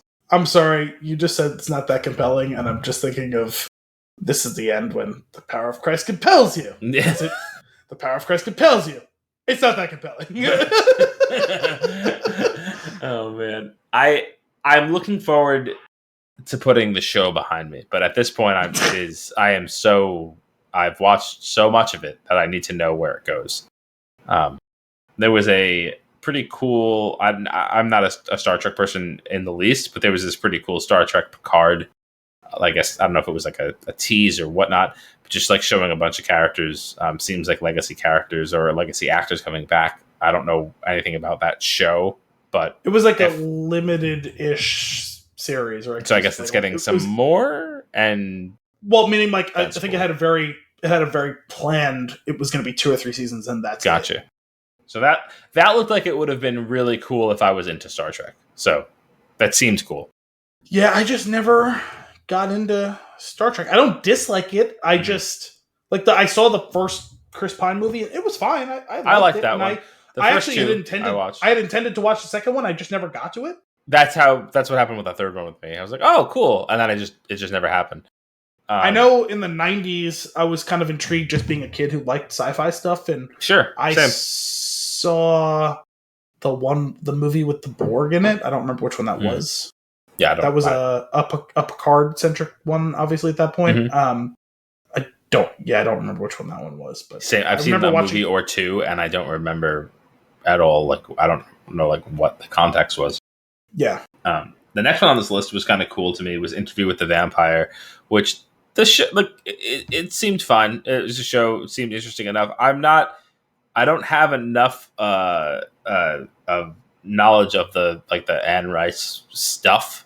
But yeah, I never saw the original movie. The movie. I had started watching ads for that on. I've seen ads for that on FX though. Okay. I had started watching the movie a ways back, but I started way too late in this long movie. And I was exhausted. This was early baby. So if I had 2 minutes, I was probably falling asleep. And I started watching the movie and obviously didn't get through it. But I would like to actually watch that because I was really into the movie from what I had seen. I just didn't get to finish it. So maybe we'll pick that up and Gary do the show. Oldman one? It's Brad Pitt and Tom Cruise. Oh, Brad Pitt and Tom Cruise. Which one am I? Am I thinking of Bram Stoker's then? Maybe Bram Stoker. Yeah, you're thinking of Bram Stoker. I always confused the two of them. I never remember which one's which. Did you ever watch Nosferatu? Which one? The OG. Oh, no. No. But I know what you're talking about. There was also one with what's his face? Willem Dafoe, right? I think I watched that. Yes. That was weird. That's weird. I want to say yes. And then Teen Wolf the movie, which I barely watched the trailer. No. There was a Teen Wolf movie. And then there was Teen Wolf 2. Yeah. And then there was the MTV Teen Wolf show. You don't get to now make Teen Wolf the movie. Teen Wolf the movie existed 40 years ago. Should this be the Teen Wolf? Yes. Teen Wolves? Teens Wolf? Yes! That one! I will sign up for that one. Teens Wolf. And that's Spiders it. Man. That's the Spiders Man. That's it for all of the trailers that I watched. There was some good stuff in there. It's just there's a bunch of some other stuff that seems like it probably appeals to an audience that's not me, but that's fine. It's great. It appeals to an audience. It appeals to an audience. Now, for the bigger story for us here on the show on Flix and 6, the MCU fan base that is the two of us. There's a lot of dates going on, and a lot of titles being dropped. I already purged them all from my mind. Who cares? Oh, they'll come when they're done. I've got them all. Okay. And we're just starting at the beginning because the closest thing is She-Hulk: Attorney at Law, which is coming out. Well, first of all, can we before you get to all the dates? Yeah, it's going to be pursuant to that conversation anyway. I want to get out of my way. They announced the kicking off of phases 5 and 6. That's right. And I just want to know when we established that phase 4 was already ending because it feels like phase 4 just began.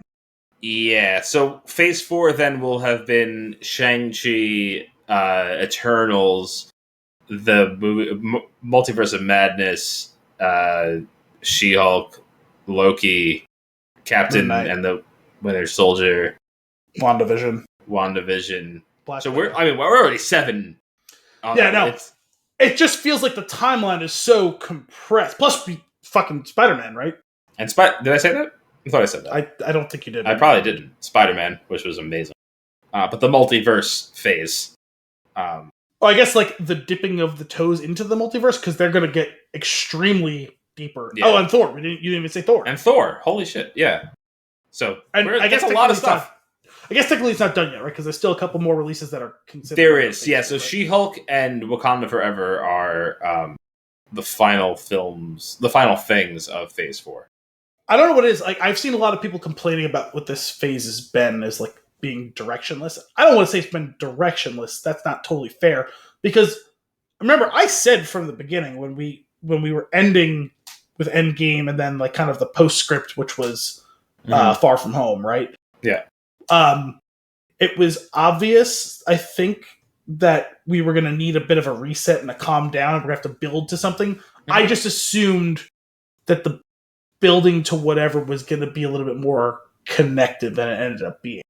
Yeah. Well, I was chatting a little bit with my friend Neil, who you played some Halo with recently. I did. About this, and it's like right now it doesn't feel connected, but yeah, they are probably working towards something that it'll make a lot more sense when they get there, and I'm okay with waiting to find that out.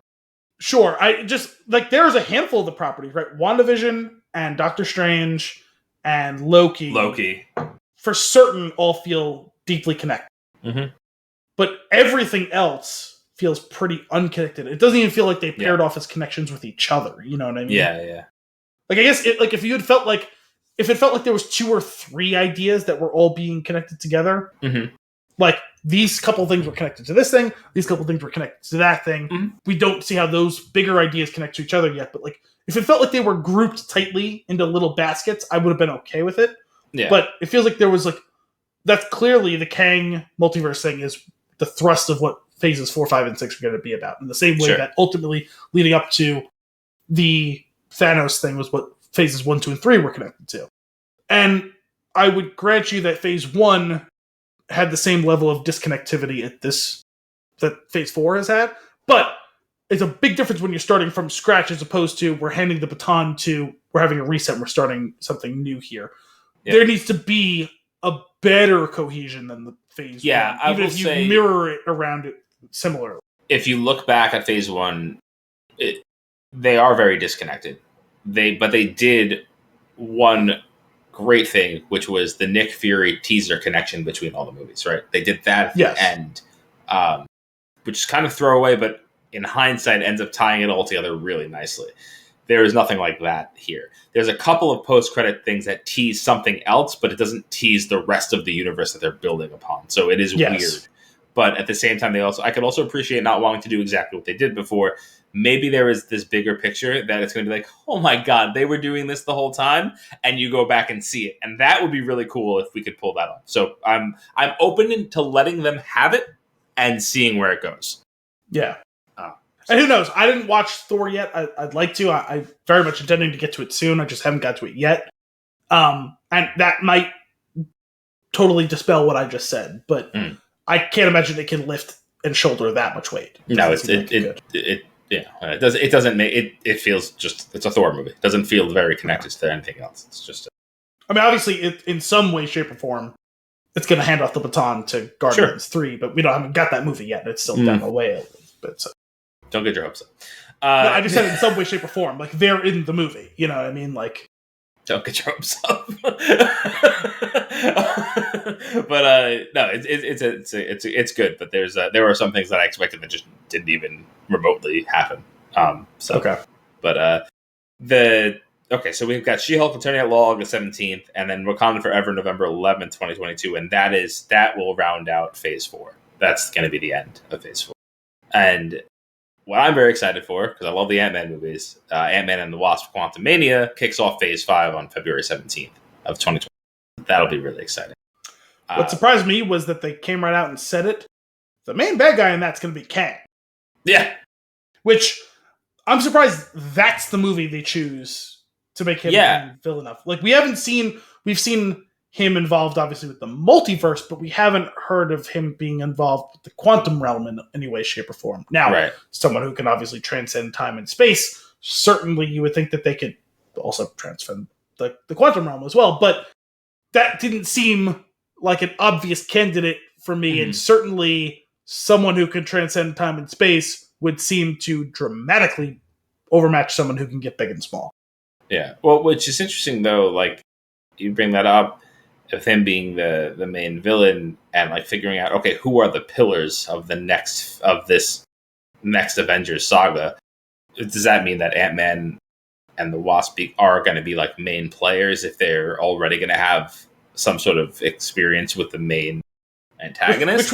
It would make sense, because if you look historically back to like decades ago, the Avengers like first existing on the comic book page, Doctor Strange is like the character. Like that character is basically supplanted by Iron Man in the MCU.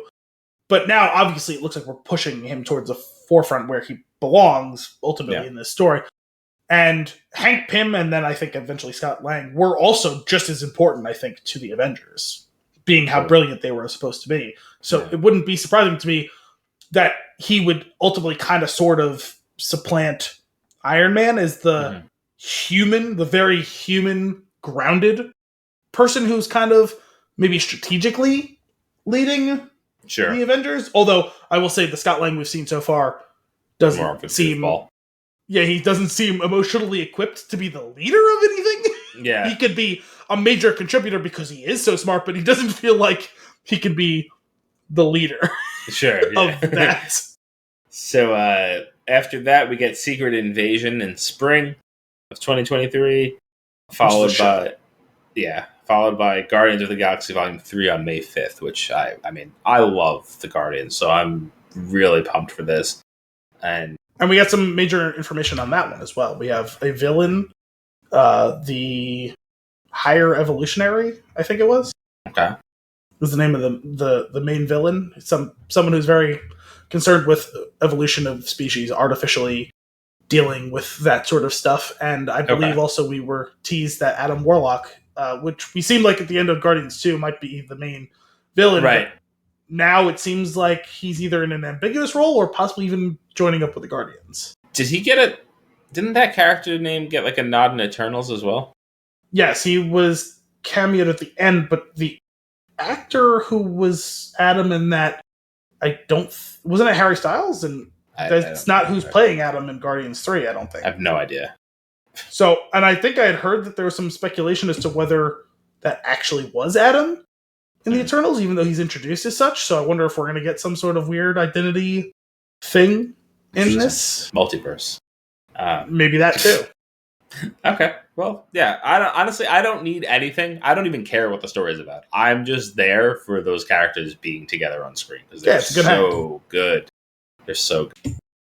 We have Echo in the summer of 2023, which I don't know what that is. I saw something about that. Is that the one that's a character from Hawkeye that's getting their own show, I think, and that's it? Is it Maria Lopez or something like that? Is that a character in Hawkeye? You watch it. I still didn't watch it. I guess that makes sense. Loki, and maybe one of the things I'm most excited for, Loki Season 2 in summer of 2020. I was a little disappointed to hear that Michael Waldron is no longer the showrunner.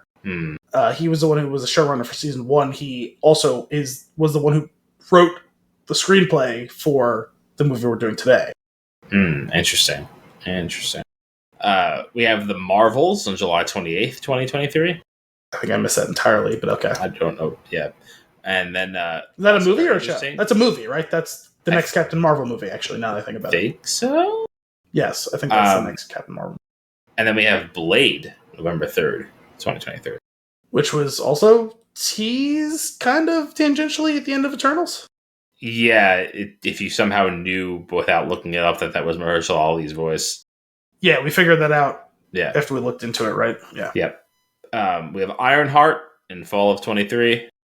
I had something on that, actually, that I didn't really tackle in the news. There was something about a casting. I don't remember who it was now. That's what it was. Alden Ehrenreich was cast in that. Has he been in anything since Solo? Oh, that's what I was going to say. Why does that name sound familiar?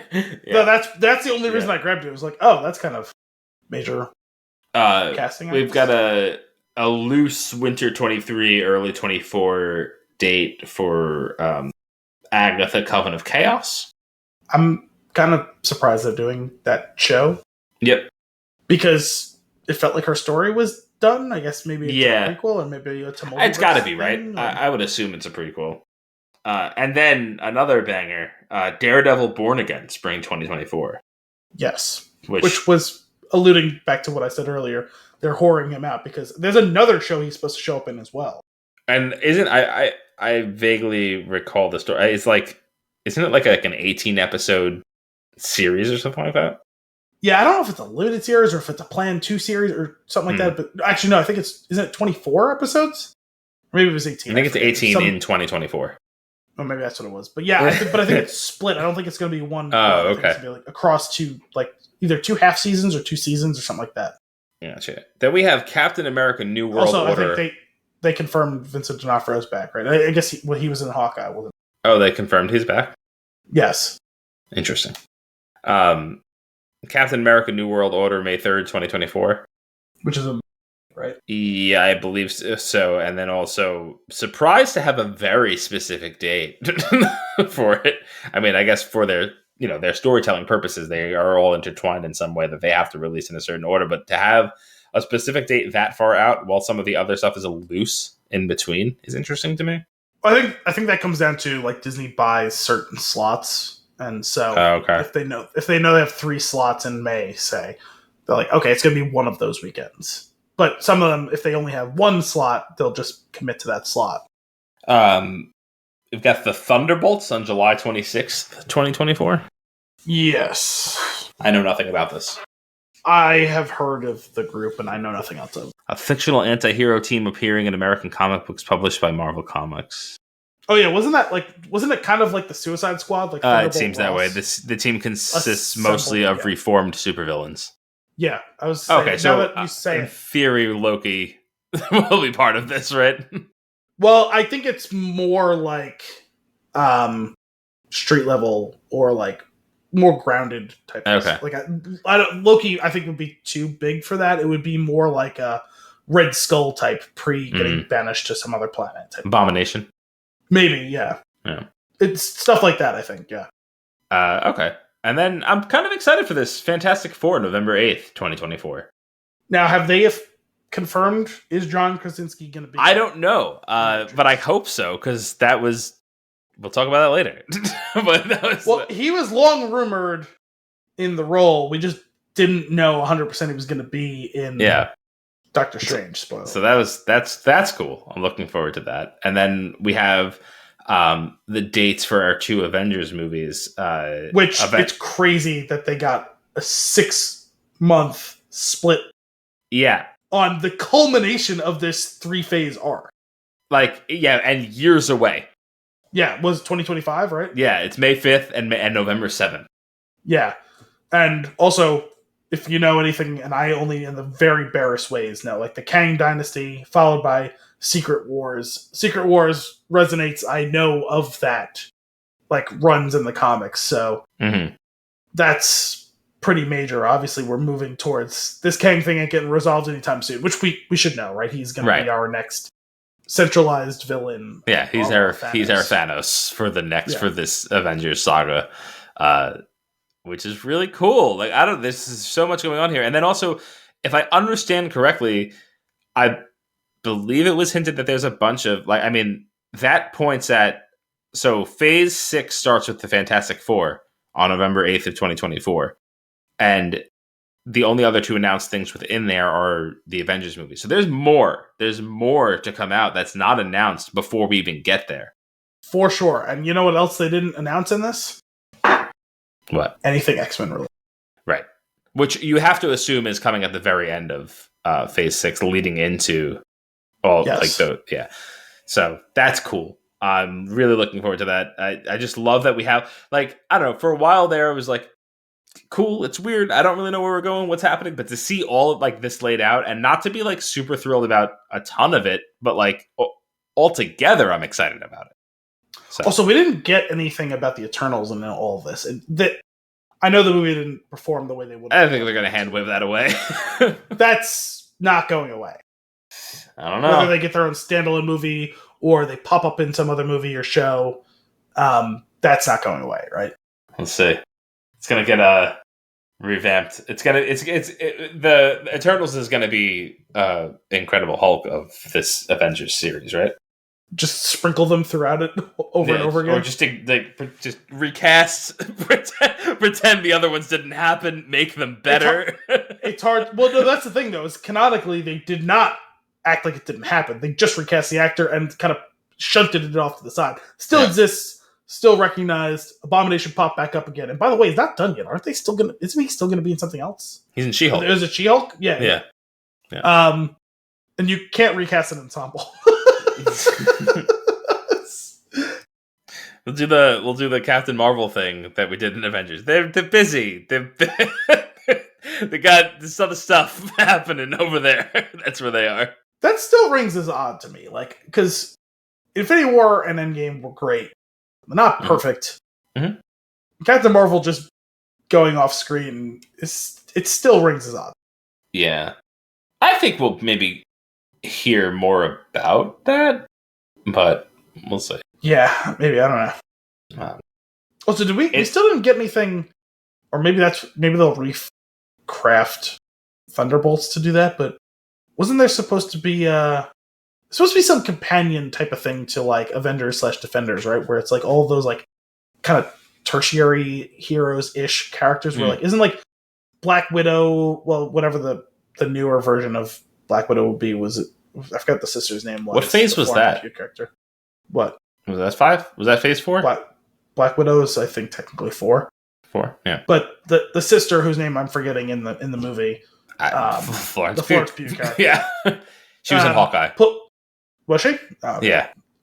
Plus U.S. Agent, and I'm sure other people, like, those group of heroes-ish form their own group. I forget what they're called. There's another group, and I forget what they're called entirely, but like it's all of those types of characters. So I don't know. Are they reforming that into Thunderbolts, or is it going to get its own show or movie? Or I'd be curious about that. Like how they, like if they're doing like their own screen version of it.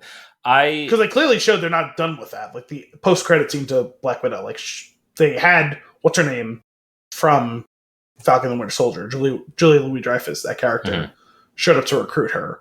Yeah, we already know that she's like the agent for U.S. Agents. So.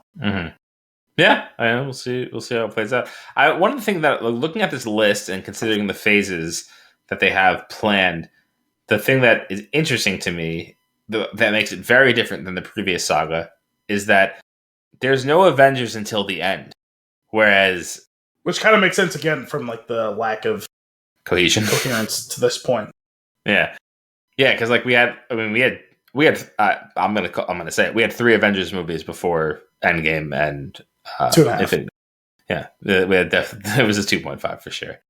I mean, it was basically an Avengers movie. Like it's so funny to me that it's called Captain America. I do wonder if they went back in time, if they could retroactively fix that, if they would change that.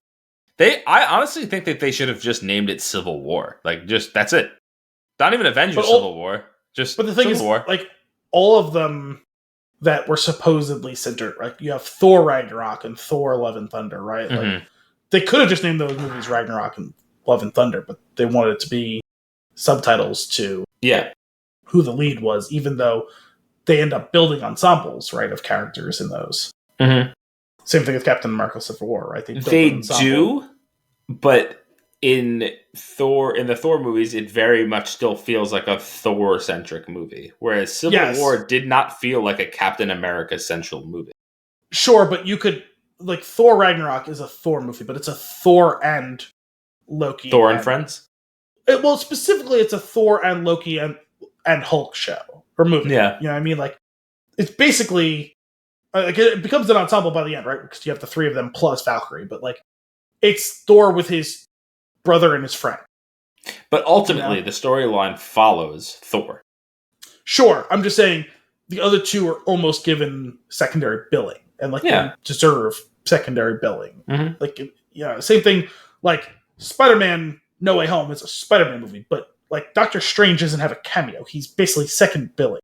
Yeah, right. But again, second billing. But it's a Spider-Man movie, and it's obvious that it's a Spider-Man movie. Whereas with Civil War, it's not obvious that it's a Captain America movie. Yeah, it's very obviously an ensemble, or you could say twin billing him and Iron. Sure. Yeah, that's fair. That's fair. But so are also the Avengers movies almost feel that way too. That movie kind of feels like it slingshots back and forth between being an Avengers movie and being a Captain America movie, right? There's times where it feels like a Captain America movie. There's times where it feels like an Avengers movie. That might be why I don't love that movie. Some people love that movie. I didn't dislike the movie, but I think it suffers from an identity crisis. Like, it's not a bad movie, and like it's obviously crucial to everything that comes next, and being a culmination of everything. I bet you it makes sense though, right? Because the Russos did Winter Soldier first, right? And then they did that as they dip their toe into the waters of dealing with all of the characters. They knock out all of the, we get past the bumpy road, and it's smooth sailing from then on out. Like they figure it out during the creation of that movie, which I think is probably why. Like, it's almost like an experiment piece. Yeah, but that's what I'm saying. I think there's an identity crisis because they're like trying. It's like when you're on the monkey bars and like you don't want to let go of the bar you're hanging on until you grab the next bar. Yeah, and it feels like they're passing the torch from Captain America 2, an Avengers movie. Yeah, but they never quite let go of the Captain America bar. Yeah, that's true. It's interesting. I do really like that movie, but I also think that it is also it's definitely messy. Yes. In execution, it's just got a lot. There's a lot of fun going forward, especially with introduction of characters. Right, Black Panther, Spider-Man. Like, how cool was that when he pulls Captain America's shield? Like, just like the stuff they did there was fantastic. But it definitely it's a bumpy road for sure. Man, now I just want to watch Endgame and Infinity War again. Is that all? That's all of the MCU release dates and things coming out. Yes. Crazy. It's wild. That's the news and nuggets for this week. You want to do a quick consumption? We can certainly try. All right. What are you watching? So I saw Top Gun Maverick. Oh, nice. I failed miserably at doing that. I know. But silver lining, you just get to see the new Thor. It's true. It was a wonderful consolation prize. I finally saw Top Gun Maverick, and while some of the love for it out in the world was a bit hyperbolic, it is a legitimately really good movie. I enjoyed it a lot. I'm excited to watch it. It seems like I'm gonna, but based on everything I'm hearing, it seems like I'm gonna really enjoy myself. So, I don't love or hate the original Top Gun the way that many people do. Mm-hmm. I kind of nothing it. I am bemused by it. There's some entertaining stuff to it. There's some utterly ridiculous stuff to it. I think Top Gun is an absolutely absurd movie. Yeah, it is. Yeah. It's also like kind of sort of barely a movie. It's just like a lot of things going on. This movie, it's Shirtless Volleyball, the movie. Yeah, this movie, while not exactly The Godfather or Glengarry Glen Ross, is trying to be a movie. It has a story that it wants to tell. That story is not revolutionary, but it is a story. Mm-hmm. It has a bunch of characters and a bunch of cool action sequences that it wants to do, and it marries all those things together into a coherent movie that is very entertaining, with some legitimate thrill, some legitimate things that happen, some legitimate feels with the characters and all that. Nice. Some of that is informed by real life stuff, obviously, but most of it is on the page / on the screen stuff. It's a good time. It's a good Awesome. movie. I'm looking forward to seeing that. And truly, some of the action stuff in the cockpit / in the air is a marvel to behold. It is not quite like any other flying movie you've seen. That's because they did it, right? Like, they actually... That's because they did it. It's very obvious in many of the shots. This is real people. Whether or not it's the actor, it's real people in a cockpit doing this shit. From what I understand, it is the actors. When they're filming it inside of the cockpit. Yeah. They didn't let them fly the planes. No, not fly, but they had them alongside, right? Like...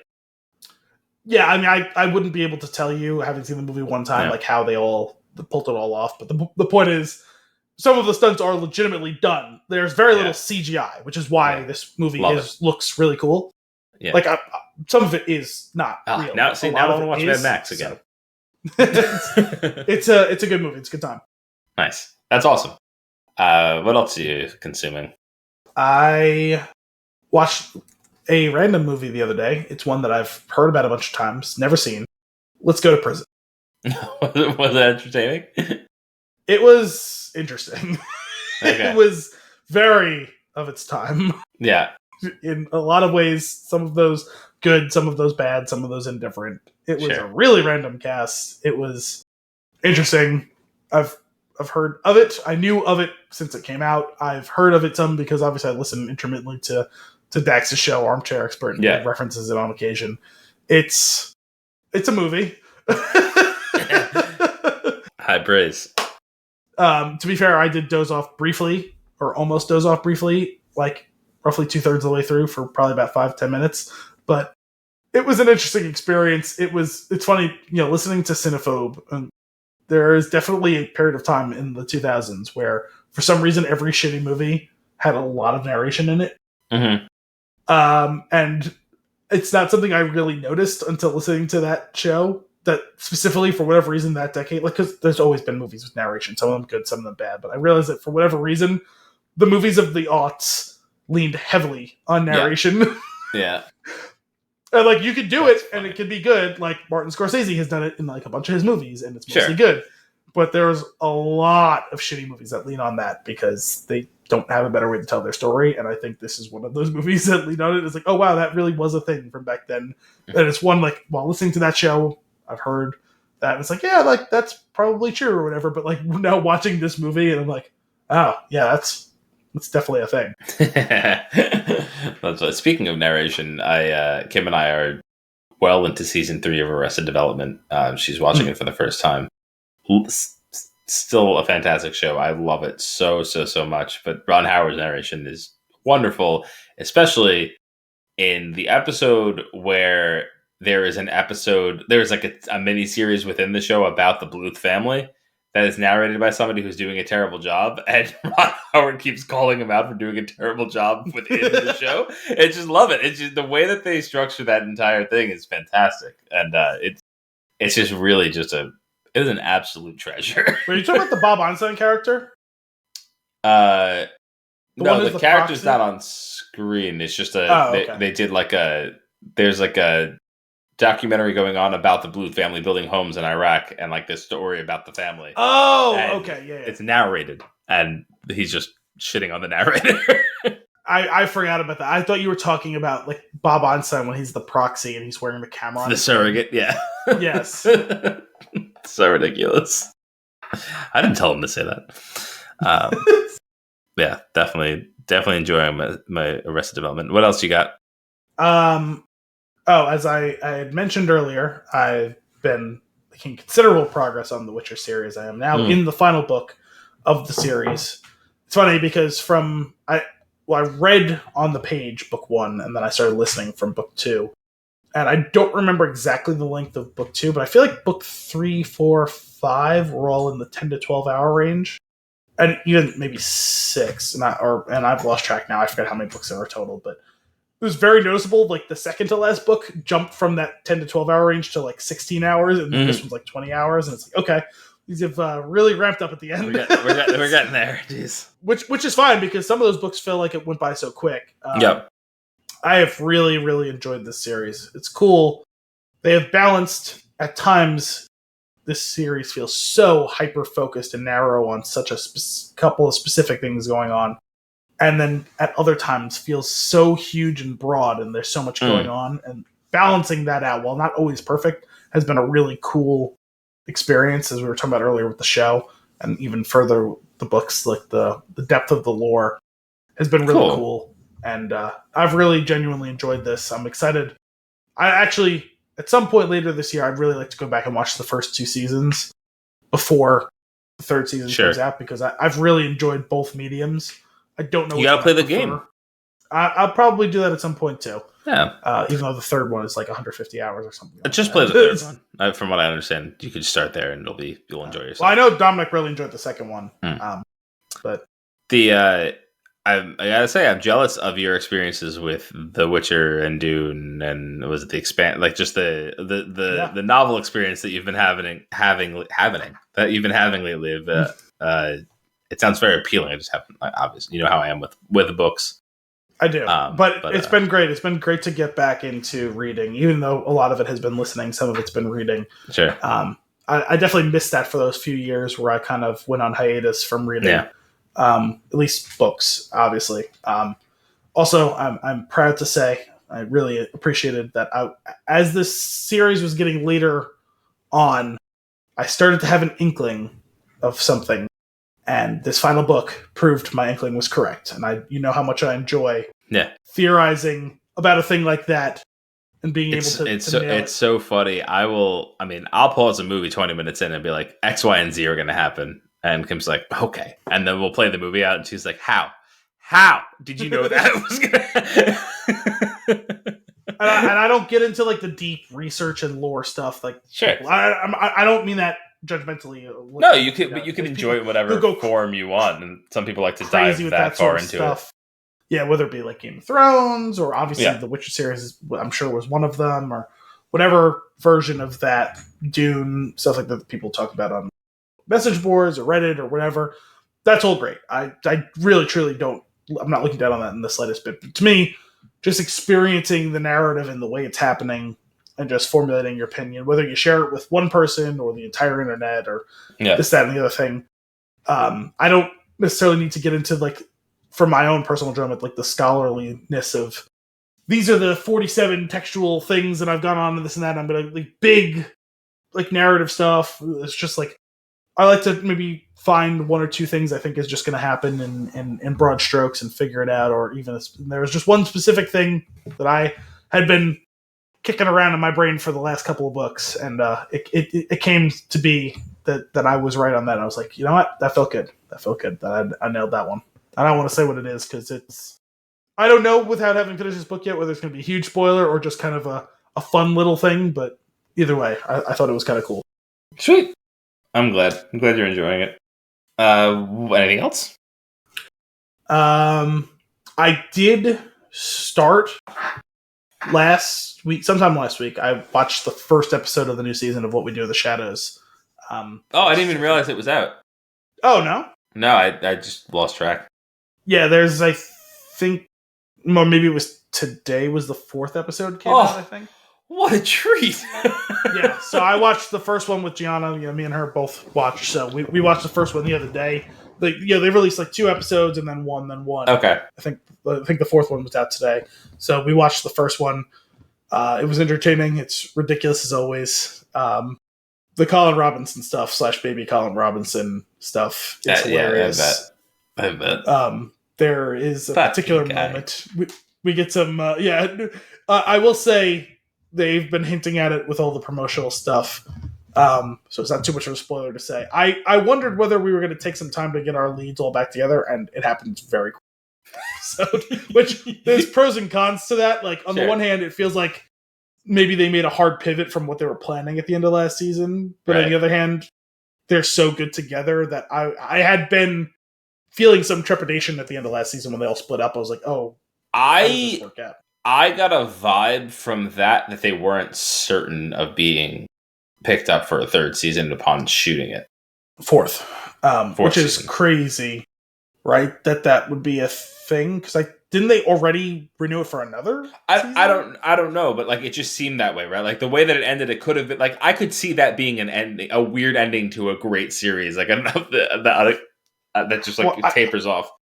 I also wonder whether there was some clunkiness with the handoff of Jermaine Clement no longer on the show anymore. Maybe. But I don't know because I think that happened before last season or it was during last season. I don't remember. But also there's a really funny as they all recount what happened in like the year that they were all separated or whatever. They when they get to Nando's story, I don't want to spoil in the slightest bit. I'll just say it's the first time that this show has dipped into recent popular culture.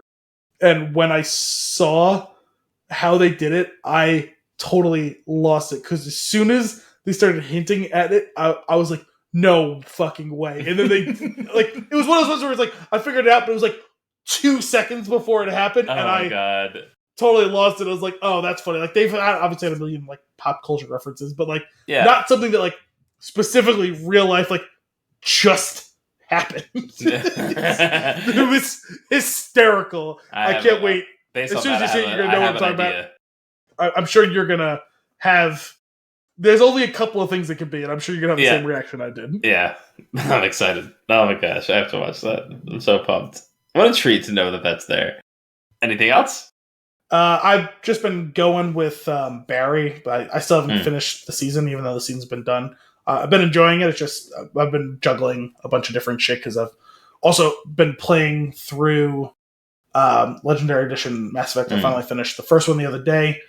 Started up the second one, so that's good. We're got some good progress there, and I have the final episode of Severance to go.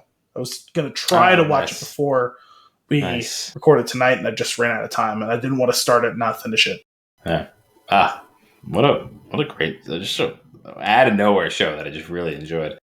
It dipped back into the well over the past couple of weeks, and we watched Old School and like a few days later, Wedding Crashers, which is just a treat to rewatch those movies. It's a nice little double feature. Yeah, Wedding Crashers just holds up so well. The chemistry of every actor in that movie is unreal, and it's for a silly movie. It has no business having such a story that, like, the ridiculous story that it has, that is like so fleshed out and deep. I love it so much.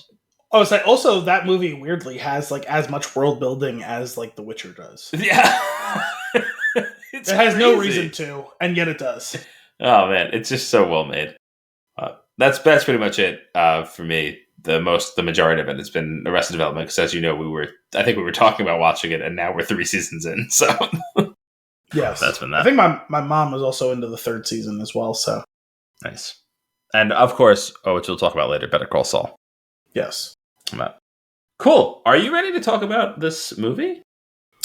I hope so. Well, with that, it's time for our flick of the week. Doctor Strange in the Multiverse of Madness, released in 2022. Doctor Strange teams up with a mysterious teenage girl from his dreams who can travel across multiverses to battle multiple threats, including other universe versions of himself, which threaten to wipe out millions across the multiverse. They seek help from Wanda, the Scarlet Witch, Wong, and others. That's a really strange synopsis for IMDb. It was like not... Both entirely too specific and yet not specific enough. Yeah, very, very weird. Rated PG-13 with a 2-hour and 6-minute runtime. Why don't we kick off, Al, with your hot take? Amidst the renewed and barely more qualified complaints of superhero fatigue, here's a movie that should stave off such quibbling. Unabashedly Raimi and incredibly strange, this movie is not quite like any of its MCU predecessors. 7.5 out of 10. Nice. I did similar to Thor under Taika. Dr. Stephen Strange officially finds his identity under the direction of Sam Raimi. 8 out of 10. Okay. I really enjoyed my time with this movie. I didn't know, I'm going into it, I'm expecting, okay, Doctor Strange, next movie, whatever, cool. But the actual structure and execution of the movie completely different in an amazing way. Like, this felt right. This felt like what Doctor Strange should be. Yeah, it's funny because the first movie I had been intrigued by the idea of it. I was like, oh, okay, this is like supposedly a super important character in like Marvel / Avenger lore. Good casting. Benedict Cumberbatch feels right. We got a good casting for the villain. Let's see what this is all about. We could do some cool stuff, right? We see the trailer. It's like, oh, they're fucking doing some Inception, moving around the universe, time and space and all that. And ultimately, it doesn't really move the needle. It's like a largely forgettable. Yeah, the problem is it's so origin story, which I get because it's such a uncommon character. But so after the first one being kind of whatever, they brought back the same director, and I was like, okay, whatever. Hopefully they learned some lessons, because at that point they've gotten through enough different origin stories plus Avengers movies, and we've included Doctor Strange with the Russos with Infinity War and Endgame and all that stuff. I was like, cool, we're getting another movie. Maybe we'll actually get some time with this character, like being in the world and mattering and all that. And then they fire the director. Sorry, they didn't fire him. They had like a conscious uncoupling or whatever the fuck you want to call it. Did they leave for creative differences? Yeah, something along those lines. Okay. Scott Derrickson, I think, was the name. I think that's Hollywood firing. But he stayed on as like a producer. It's Hollywood firing, but it's not scandalous enough to report on. Sure. But I think he stayed on as a producer and is, I want to say, still involved in the MCU as a producer. I don't know. Or writer or something. I'm not entirely sure. And then they hire Sam Raimi. It's like, oh, okay. He did some really cool things with Spider-Man and then kind of lost the thread with Spider-Man 3. Some people love that movie. Some people hate that movie. I don't either, but it is a mess. The movie's a mess, whether you like it or dislike it. Regardless, there's meddling, right? Like, there's something like it doesn't seem like he fully had the helm of that movie. Which is weird because you would think, considering the unmitigated success that was the first two, that you'd have less and less. Especially the second one, yeah. That's usually how that works. Weird. Is the more money you make and the more successful you are, the less meddling you get from the studio, not more. But you're right. Maybe they were keeping him appropriately in check, and then they didn't. Who knows? I don't know, because it doesn't sound like he was happy with how that movie came out. I was going to say, based on how this turned out, I'm going to assume that it was meddling. Yeah, which is weird, because that's just like the reverse from how that normally goes. But regardless, he came on, I was like, okay, well, that's at least interesting, because the first movie is not super interesting. And like, whether the movie was going to be good or bad, it's like, okay, with Sam Raimi coming in, it's going to probably be interesting. Yeah. And that's what this movie is. It's weird. Yeah. It's interesting. And when you have a character named Doctor Strange, who is... oh, we're using our made-up names. Yes, who is a sorcerer, the supreme sorcerer, if you will. Not anymore. Sure, but that is historically his moniker, the Sorcerer Supreme. It should be... the Sorcerer Supreme, that's you. It should be weird. It should be strange. Yep. And this movie... is that not at every single second, but often enough to make it worth mentioning, worth the right amount. Yeah, for the most part, I would say the right amount. And like, you can obviously and like see the Raimi inspiration in some of this stuff. There are some stuff that feels like it's straight up like, ooh, I could do Evil Dead with a budget and also a lot of cool toys to play with in the sandbox, and that's what he did. Well, I very much love seeing that, like, in the middle of the like, and which makes sense, and I actually really like that aspect of it, because like the idea to lean into that a little bit and give the helm to somebody who has that experience. You're dealing with the mystic, right? Which is magic can be exciting and interesting, but also terrifying, and I like leveraging that aspect of it as far as telling the story. And I think he did a tremendous job at seeing all of that DNA from the I will say the first two Spider-Man movies that are coming here, like just the way that he shoots, the way that you lean in and focus on some of the more creepy and weird or outlandish or uncomfortable. It works so much better in a Doctor Strange movie than it does in a Spider-Man. I think that this movie is... yeah, because there was really only like one, off the top of my head, there's really only one scene or sequence I can think of in the whole trilogy of Spider-Man movies where he really let his Sam Raimi-ness come out. And scene Doc Ock on the operating table? Yeah, on the operating table. Yeah. That's the only scene that really truly feels like it's Raimi uncaged. For sure. Yeah. And I almost feel like they... he definitely pulled back a little bit on zooming in on screaming faces and really, really played that card well. Like, use it to better effect in this movie than maybe in some previous examples, which I thought was also cool. But it seemed very polished. It seemed like Sam Raimi, but very polished. Yes, which makes sense when you consider the type of budgets, and also now, like, because obviously the budgets of the Spider-Man movies were pretty impressive for the time, right? But you also have the benefit of it's been 20 years since the first movie came out, and he's had the benefit of hindsight and learning professional polish, and having adults in the room to help along with the producing and the editing, right? You have a Kevin Feige to help with the vision and all that stuff, so... it really is... I feel like after when the movie started, I'm like I don't know, it's like 10, 15 minutes in, I was like, man, this is gonna be really good. Like this, the way this story is being told right now is like, I'm in. Can we talk about the opening for a second? Because I think I might have told you when I saw this movie that I walked in like 2 minutes late, and I missed the first 2 minutes of the fucking movie. I literally walked in on a ponytailed Doctor Strange getting stabbed by some monster and throwing a girl through a door. And I was like, what the fuck did I miss? And then he wakes surprisingly, not much. And yet, an awful lot, because I watched it again when I thought we were going to do this episode 3 weeks ago.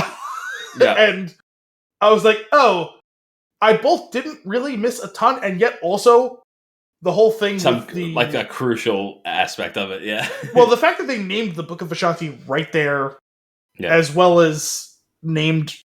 I don't know if it was named someone else, or there was one other bit of context where it was like, oh, okay, I got those things throughout the course of this movie, but it would have been nice to know that they introduced this in the first fucking 3 minutes of the movie. Yeah. That's always a fun...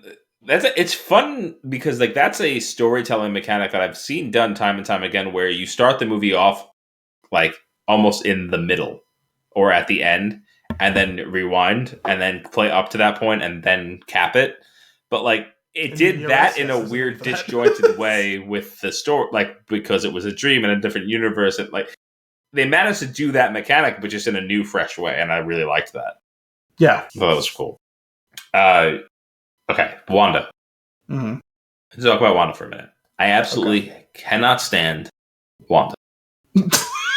Okay? She's selfish.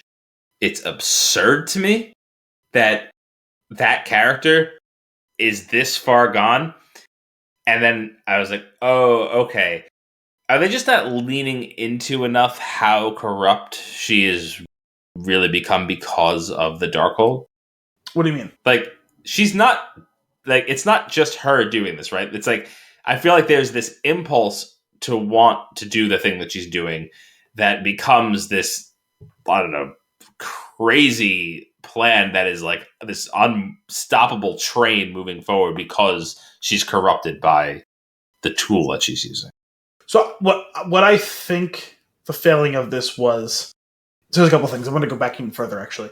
I saw some complaints around this movie's release, people complaining about like them doing Wanda wrong in this movie. Like, okay, she learned and grew through WandaVision, which is true, but I feel like it forgets the fact that that show ends with her using the Darkhold. Yeah, I don't think she learned by the end of that. She's still, yeah. Well, I think she did, but she's not held accountable, and then is given the answer to everything. It's like, oh wait, I didn't have to learn. I have the answer. Right. Like, I think she was learning, and if someone had removed the Darkhold from her, she would have, but she didn't, and she starts using it right off the bat. So it's like, oh, yep, no, this is gonna... That, like, the whole reason that post-credit scene is left at the end of that show is to show you whatever chance she had, she lost the second she opens the book. Right, but I guess that's kind of what I'm getting at, is like... I think people... I'm wondering, did people forget about... She's under a spell, right? Like, that's basically...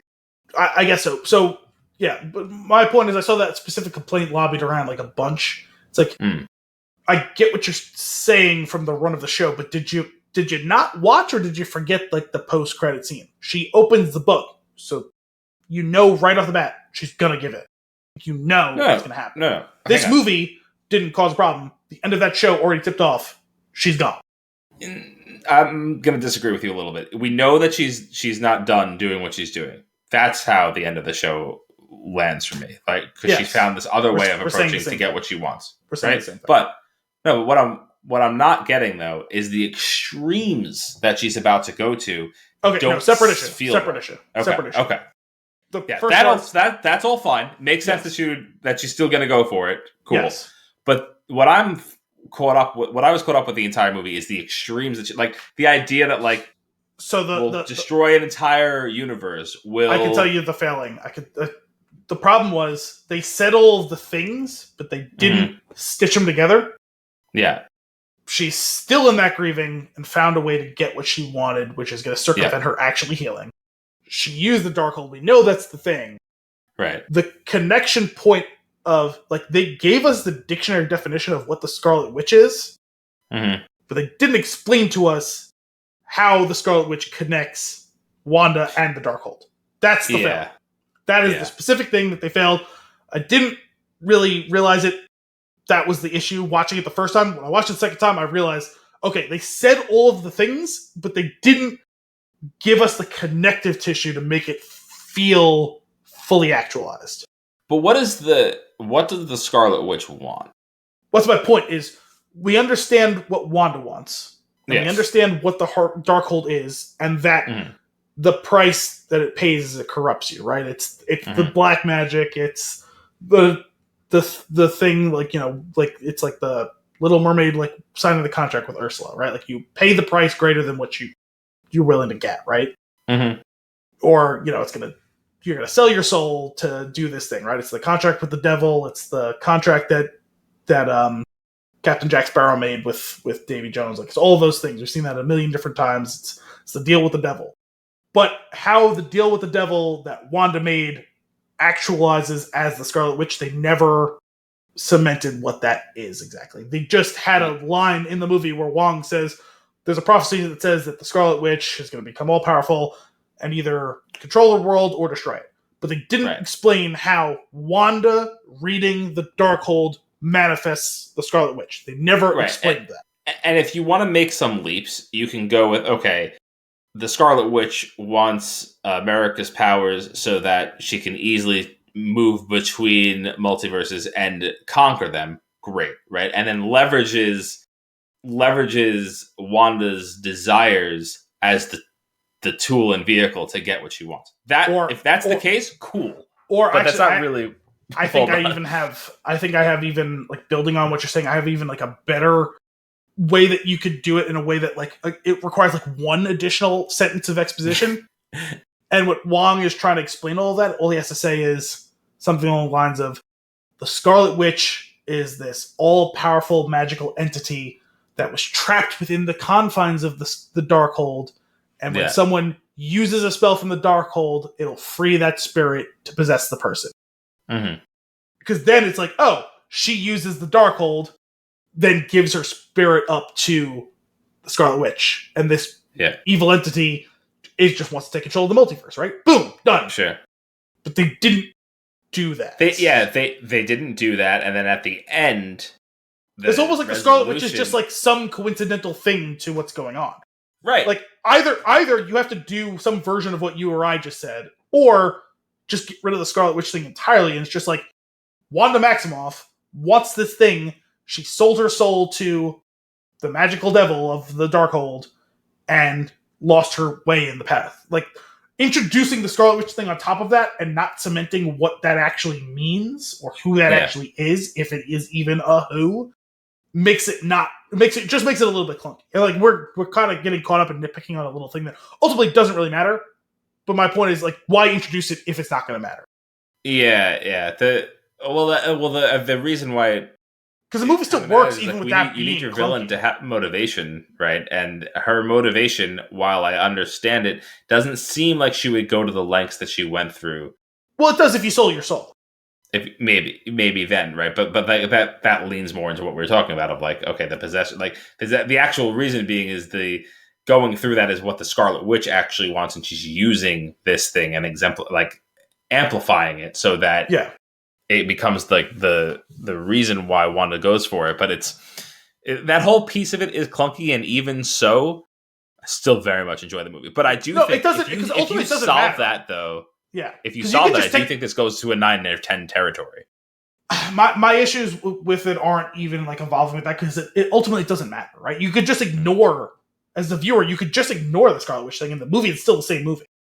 I can't just ignore it, because the entire time, like, but why is she going to such great lengths? Like, she does know better. And also, this whole, like, I had it the worst out of everybody thing is bullshit. Like, I don't think that Wanda had it the worst.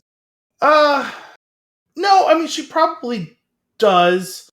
It takes a long time for her to explain herself, but when she does, she's right?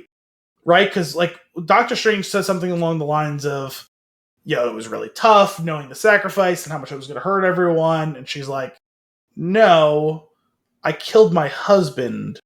Mm-hmm. And then it was thrown back in my face as that didn't matter at all, but I was still left with the grief of having to do the thing. That will fuck you up, right? Like, that's like Doctor Strange made a sacrifice, but then got the payoff. She made the sacrifice and got laughed in her face. Mm-hmm. So that is worse. But what she's doing is so much worse. Oh no, I'm not saying that justifies it, because of course it doesn't. But I feel like she would be able to reconcile with that, because she's done some, like... No, because that's all. She never got to the healing phase. She went through the grief. Okay. WandaVision was about because her she grief. she skipped over all the grief processing. maybe. Yes. I guess that's what irritates me is just from the outside. It's like, just stop. Yeah.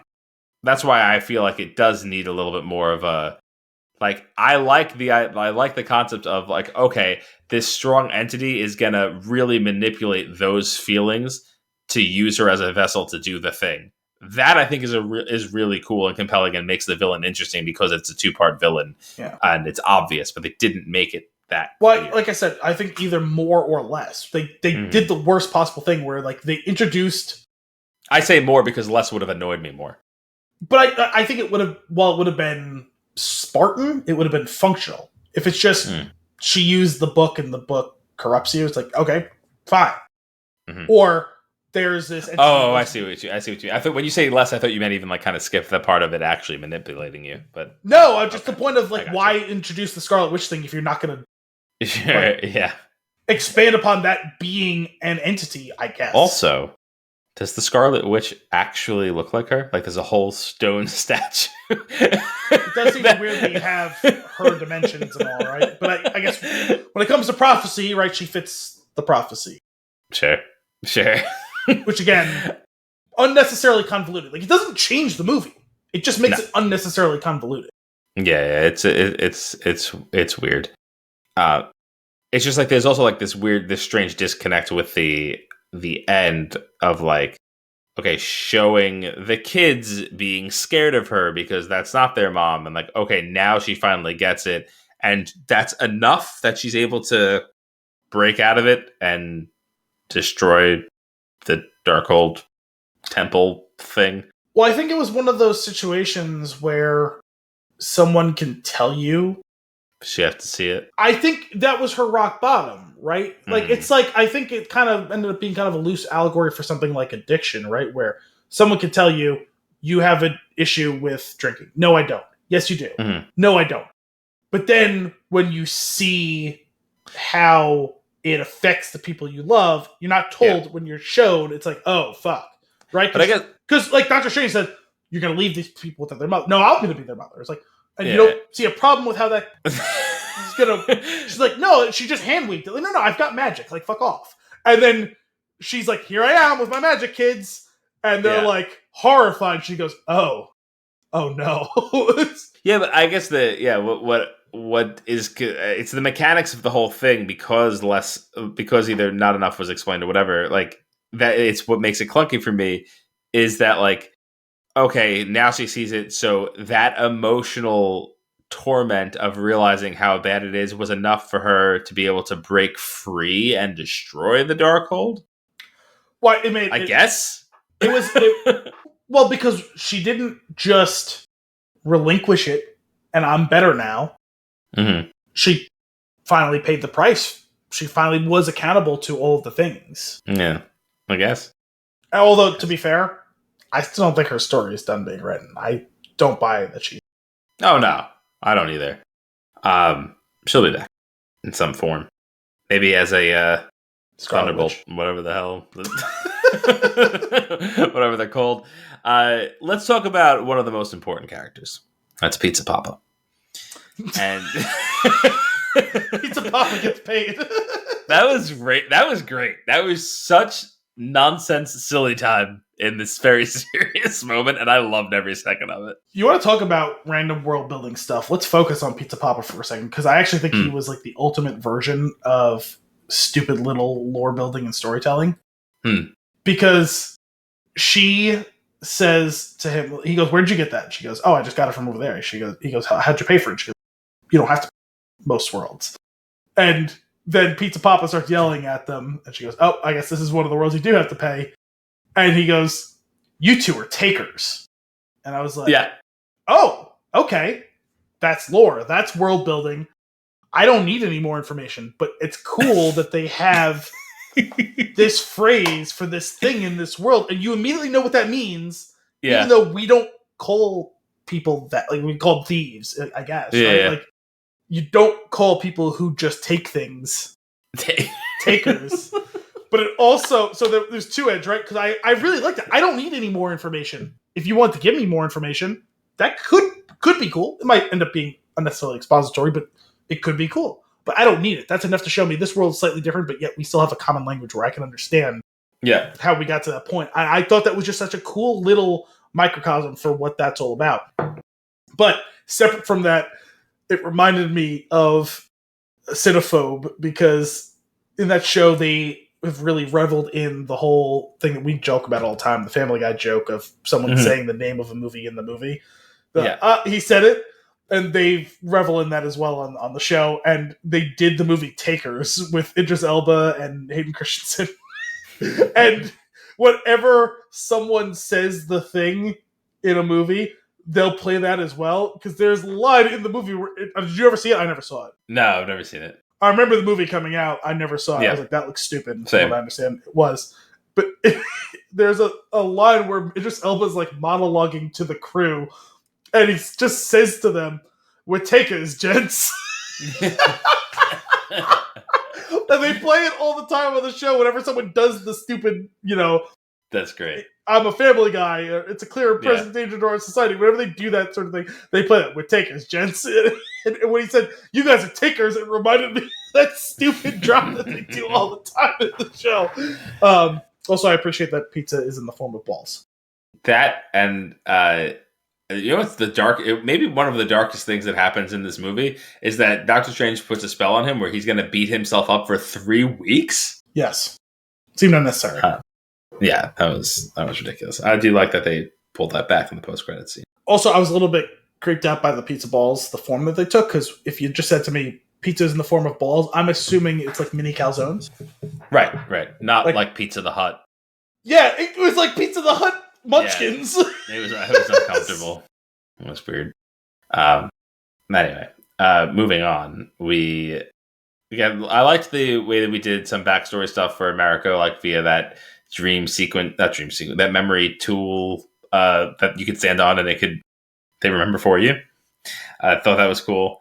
Going into like the sanctum and like what's the character's name from the first movie? That Mordo. Baron Mordo. Yeah. It was seeing him and Strange being like a boy, and then it's like all cool with him. He's like, go on red. I really liked that. Yeah. I thought that was very silly. And of course he's he poisons him and whatever, which led to some of the really some really cool stuff. Like getting some crossover, getting some reimagining of characters. And here's where the multiverse is confusing to me. Is the Captain Marvel in this multiverse is a different person than the Captain Marvel that we have in the universe of the main storyline. Maybe it goes there eventually, which it seems like they've been hinting at it. So I guess that could be it. But it's like, can another person have the powers that looks different than? Well, I think it makes sense, right? When you consider what the principle of the multiverse is, right? Like, there's a million different variations of Captain Steve Rogers. This one he takes the serum. This one he doesn't. This one Captain Carter takes it instead of him. Right. And the billion. Okay. So in that case, Steve Rogers still exists as Steve Rogers. He just may not be Captain America. Okay. Yes. Okay. I'm getting it now. That makes sense. And same thing. There's 2 fighter pilots, and one of them touches the thing, and it's Carol Danvers. But in the other version, it's Monica Rambeau who touches it. Right. Okay. That makes sense. That's what helps. Yes. Chills with the X-Men flurry from the cartoon. Yes, which is funny because I know some people were excited and some people were frustrated with that voice being betrayed in the trailer, and I was a little skeptical because I was like, okay, is this the way that they introduce the X-Men? It's a cool way to introduce and yet not introduce the X-Men and Fantastic Four and the Inhumans all at once. Right. Oh, God. And just... It kills me. It was so good. I watched it again, and it happened again. I was like, oh, nope, same feeling. Same feeling as the first time. I do think what's interesting is the... Which is funny, because John Krasinski... They could have done the music from the X-Men movies, but they chose the X-Men. No, yeah, and series. he was in like the cartoon car, just the live action version of it. Yes, but it was the live action Professor Xavier, not the animated one. Yeah, I did I think John Krasinski did a great job. There was like this like like he played the character with such this like incredibly heavy weight of knowing too much. Yes. And I really like that tormented superhero. I think that's a really cool concept, and he sold it in the 30 seconds of screen time that he had. Yeah, it was like Reed Richards always is put upon, whether it be because of his own foibles or because of knowing too much of everything else that's gone on around him. There's always something that's weighing him down, and he did a good job. That was crazy, but then to go from that, like introduce his characters, really cool, and then we're ultimately deciding that in the grand scheme of the MCU, that there is only one canonical universe, and that is the one where all of the characters that we've established come from. So all of these are expendable. We're going to kill every one of them, and in just spectacular fashion. And that was so dark when she's like, "Is their mother still alive?" Yes, good. There'll be someone to raise them. I was like, oh no. which is great because it's a great mic drop moment, but also it is true to the sliver of humanity that's left that you're asking, like, what happened? Why is she willing to go so far? She has maintained a pinky toe touching where she came from. Oh, what set me on this path is I have these children that realistically are hypothetical, but I manifested as being real, and their parents can't be with them, and I want nothing more than to be with them, and I have to kill you because you're standing in the way of me getting my children, but I am sympathetic to your children, so I'm going to kill you either way, but I'll feel 1% less worse the fact that they have a mother who's going to still be able to take care of them. There's a really simple solution to her entire problem, and that is that she can go find the 3D printed vision and make the children of Theseus, and that's it. It's done. We're just done. Everybody's fine. You get your kids. It's over. Well, that's the thing. There was multiple... You could choose your own adventure. There's multiple different ways they could have unraveled this. I think on the one hand, showing a version of her kids that seemed quite a lot like the version that she found in her hypothetical children that weren't actually real in this different universe. But you could have done this in a different way, I think, too, where they could have just been totally different from her own kids, and it's like, this isn't going to work quite how I want. Let's make this even darker. What if the reality that she infiltrated was also a WandaVision situation, and they weren't even real? Oh, in every universe, but that's the whole point. Is that in some universe they are real, right? Though, like that's the point. But yeah, no, you're right. In every universe, if you had manifestation. If you had more time or you wanted to take more time, you could have done that, right? You could have done a universe where she's like, okay, I finally found what I wanted, but they're not real. It's like, fuck. And then she goes to the next one. No, they aren't how I want them to be. Then she goes to the next one. Yeah. And that's the one where you get the ending that you ultimately get. It's like, okay, no matter how many different universes I choose, it's never going to work out. They're not actually my kids. There's a different Wanda's kids. Yeah.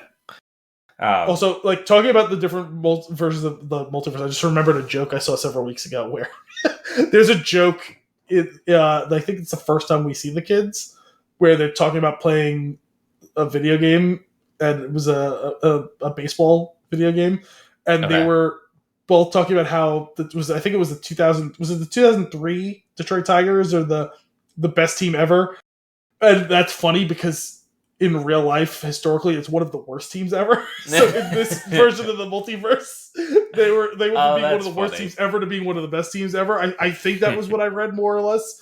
And it's like, oh yeah, like thinking back, like those early 2000s Tigers teams were dreadful. That's funny. Oh man, circling back to like the Illuminati, and just the brutal end that they all come to, especially. She cut Agent Carter in half. Which, like, that's the only way that can go, right? Like, I respect the shit out of the fact that she can do this all day, but, like, you can't against someone who is both super powerfully magical and also super evil now. But I think what really sold that moment and, like, the power of Wanda was that they wasted no time. They burned through every character really quickly in, like, spectacular fashion. And it was oh my god, this is heavy. I do love that Sam Raimi's like, yeah, I seen The Matrix, and that scene where he gets rid of his mouth is pretty cool, but what if I made it 100 times worse? Yeah, what if I just made it absolutely horrifying? Yes. What if I took that, which was already a horrifying scene, and make it 100 times worse. Yeah. Your brain is mush. And also, like, symbolically, it feels like the right end to another Anson Mount's Black Bolt character, because that show was always doomed to fail. It did fail. They bring him back for a swan song, and he still gets 1 line, and he still meets a dreadful end. Not that the character on screen made a dreadful end of the show, but the show lasted like I don't even know if it was a full season. So, that it was cool to bring him back, but man, for someone who's supposed to be so powerful to get absolutely dominated. Also, it was like the inverse of the Incredibles. Like, you caught me monologuing. Why would you let her know what your power is and how to defeat it? Like super powerfully magical. Oh, I just can't let you speak. That's easy enough. She snaps her fingers and he can't anymore.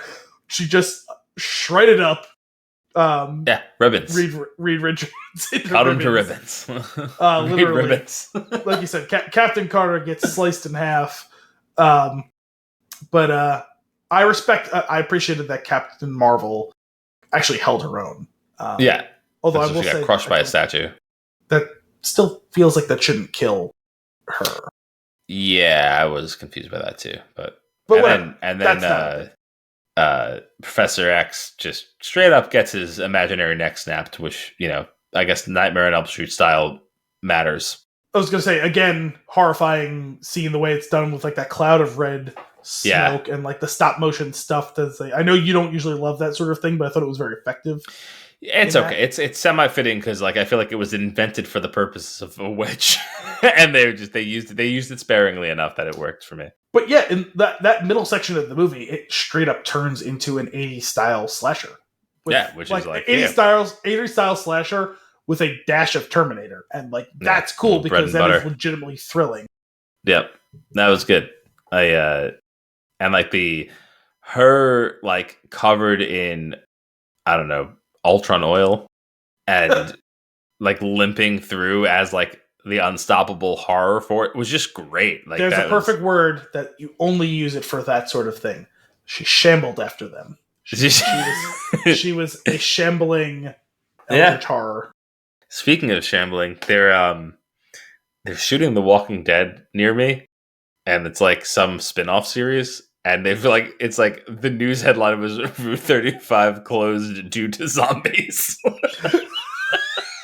Wait, is this the Rick and Michonne show? We never talked about that earlier. I don't know what it is. It's just whatever, some new Walking Dead property. Okay. So I just thought it was funny. Little tidbit. My only other main thing that I want to touch on was I thought that musical fight with Doctor Strange and Doctor Strange Darkhold was really awesome. And yeah, that one's been super polarizing. People either loved or hated it, and I don't. Oh, I thought it was so cool. I don't understand hating it. I can understand if you kind of nothing it, I guess, but I don't understand why.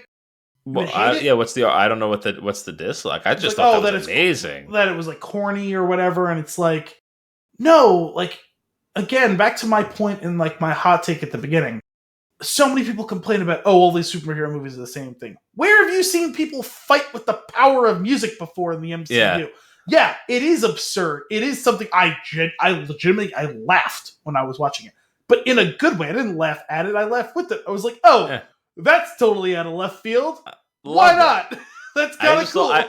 I love the way that it ends with the one single note from the harp turning into some sort of musical supernova, launching a bizarro Doctor Strange out the window and impaling him on a spike a la Mortal Kombat. Yes. How ridiculous. And then the eye opening up, which was to get the close-up scream of Rachel McAdams.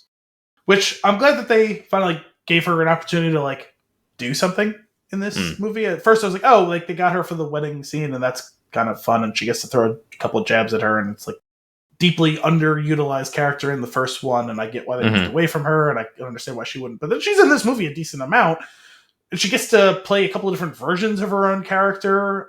Because it's the multiverse, and I don't know. I thought it was kind of a cool bow.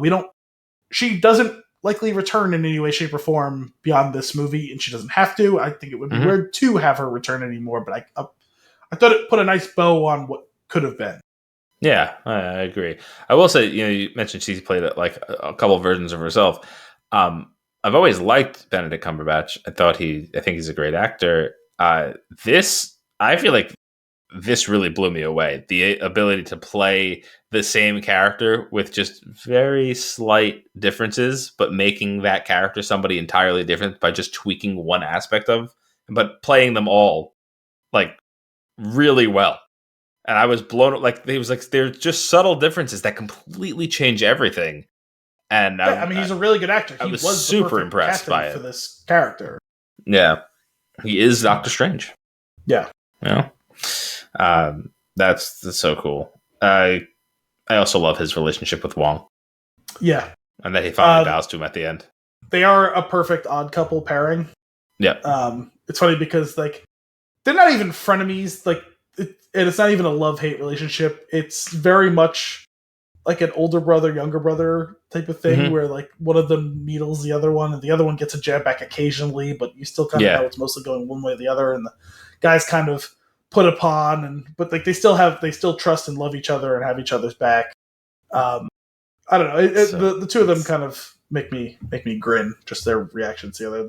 Just something as stupid as when they sit down with America for the first time in the cafe, and he's needling him about the wedding and all that stuff. Wait, you don't speak Spanish? No. He barely speaks English. Yes, I do mind. Can you? Well, he's like he barely speaks English. I'm not even convinced he enjoys this language. That's so good. I also like when to circle back to, it's customary to bow in front of the Sorcerer Supreme, and then like later on, all of the new people that are coming in to help bow in front of them. He goes, "See, it's customary." And he's like, "I'm aware of the customs." That's cool. It's just a really fun. I really enjoyed it. I've watched it now like 2 or 3 times because I watched it in pieces multiple times after watching it the first time, and I've really been enjoying my time with it. Do you have any? Oh, well, we haven't really talked about America at all. Yeah, that's a weird one. Like it's so strange. It's like this very OP character for the purpose of the plot, as far as this movie is concerned. Like, well, yes and no. I think they did a good job of ultimately, like the implication of her power is overwhelming, but she can't harness it, so she ends up becoming a liability more than a benefit, which we see in the opening scene when that version of Doctor Strange was going to kill her or steal her power because I like she's so much that of a whole liability. thing with the like all these Stephen Stranges are the same. It's like she's like, no, I have met a few of them. He's different. And I like that. I thought that was really cool. The other part of it, early on is concerned. Are you? Yeah, of course. Going to be like the rest of them? Are you going to fail? Are you going to kill me? Are you going to give in? Are you going to do the thing for the greater good? The greater good. Yeah. Good. Kill me or take my powers. Like that Doctor Strange did not try to take her powers for his own personal benefit, and he did not want to kill her to gain anything. He was going to do something that he didn't want to do, but was fully prepared to do because it seemed like the lesser of all evils to him. Yeah. But without hesitation. Yeah. The one more thing with that character, I liked that the way their relationship came together in the end. As Doctor Strange is leaving to go back to the Sanctum, and he is opening it up, and he's about to walk through, and she's like, "Oh, hold on one second." And she walks up to her, and he turns around, and she goes, "Sup?" And they just like kind of share a moment, and it's like really sweet because it reminds me of like in No Way Home, the way Doctor Strange, he feels bad for Peter because of all the crap that he's had to go through. So he like, I think we're past the point of calling me Doctor Strange. Yeah, all right, Steven. No, that didn't still feels weird. But like it's funny because like after the events of that movie, he doesn't remember that stuff, presumably, and he's having like a similar like caring moment with his child. On that topic, I heard a fun theory the other day. Because remember when she says something about the multiverse, he says, we had our own experience with Spider-Man, and they have that whole hysterical conversation. Wait, is he a man, like, with the power of a spider? Like, what's the whole thing? They started, like, is he, like, have 8 legs? This, that, the other thing. And there's a couple of questions where he's like, no, I don't. Webs out of his butt? Yeah. God, I hope not. But maybe. Yes. But he's, by rights, he shouldn't remember who Spider-Man is. Right. The spell. So I saw a theory a few weeks ago on this, which if it's not canon, it probably should be. You remember when he's going to do that spell, Wong says, "Leave me out of this," and he disappears? And so the theory is when Doctor Strange did the spell, he left Wong out of it. And so I like that. At the end of it, Doctor Strange doesn't remember who Peter Parker or Spider-Man is, but Wong does, who can then inform him about what happened. I like that. Because I'm sure on the surface, that looks like it's a continuity error, but it's not through that one little loophole. Yeah. Well, I'm not overly concerned with the way that they talked about it, because it's not that they forgot about Spider-Man. It's they forgot about Peter, and the relationship that I was talking about was like the one that he had with Peter. But the whole point was that he doesn't. No one remembers. No one knows who Peter Parker is, and there is no Spider-Man. No. Yeah, because his own best friends nobody knows that Peter Parker is Spider-Man. Not that there's no Spider-Man, but no one knows who Peter Parker is. Yeah, but Spider-Man still exists, and they know, and they remember their interactions with him, I would imagine. I don't know if they left that. That's how I. Because remember, he like resets the whole character into a street level, friendly neighborhood Spider-Man. He does it from scratch. I'd have to rewatch the movie. I still haven't got to see it again since the first time seeing it. I thought the whole point was that no one remembers who he is. Period. I really enjoyed it too. I just haven't got a chance to sit down and watch it again. Man, now I want to rewatch that one. I guess the only other thing with America is the power that she has that she doesn't. I don't know how to use it, and it's like at the end, after like 2 hours of chaos, he's like, "Yes, you do. You're right. I do." Why did you say that to begin with? Well, you had kind of sort of seen she was figuring it out, but she was so when she elbows the glass and it almost happened, and she goes, "Whoa." Yeah. Well, because she's kind of shell shocked. Like you can understand, like she doesn't want to use it because the first time she ever used it, she killed her parents, or so she thinks. Yeah. They're not dead. They're in the Paint universe. That was hysterical to me because that was a cool scene where they like jump. They're like skittering through the different universes, and there's one that's like very robotic and like were they existing within a computer chip? I want to say. I don't know. And there's this, that, and the other thing. They're underwater. This, and I was like. They go through the one. I was like, "Hang on a second, was that paint?" And then like they show up on like a normal-ish universe. It's like okay, they go on. And the scene cuts. They go on for like 5 more minutes, and they're just walking and talking. And Doctor Strange just goes, "Hang on a second, were we?" She goes, "Yes, paint." Yeah, you don't want to get caught in that universe. And I was like, "Oh my god, I was right. That was paint." That was good. I was like, again, like you want something different. Like this movie is giving you different. Like they're checking boxes, but like. There is not another movie that they have done, or DC has done that's anything like this movie. No, I really enjoyed it. There's we have 2 post-credit sequences. The first of which I had to look. I mean, I don't know anything about this character. Didn't recognize the character. I guess it's Clea, the Charlize Theron character. Yeah. I guess we had. Was it 3 post-credit scenes? Was there one? No, so the scene where his third eye opens technically happens before the credits. Okay. It feels like a that with the rock music leading into it, like forming on his forehead, was really cool.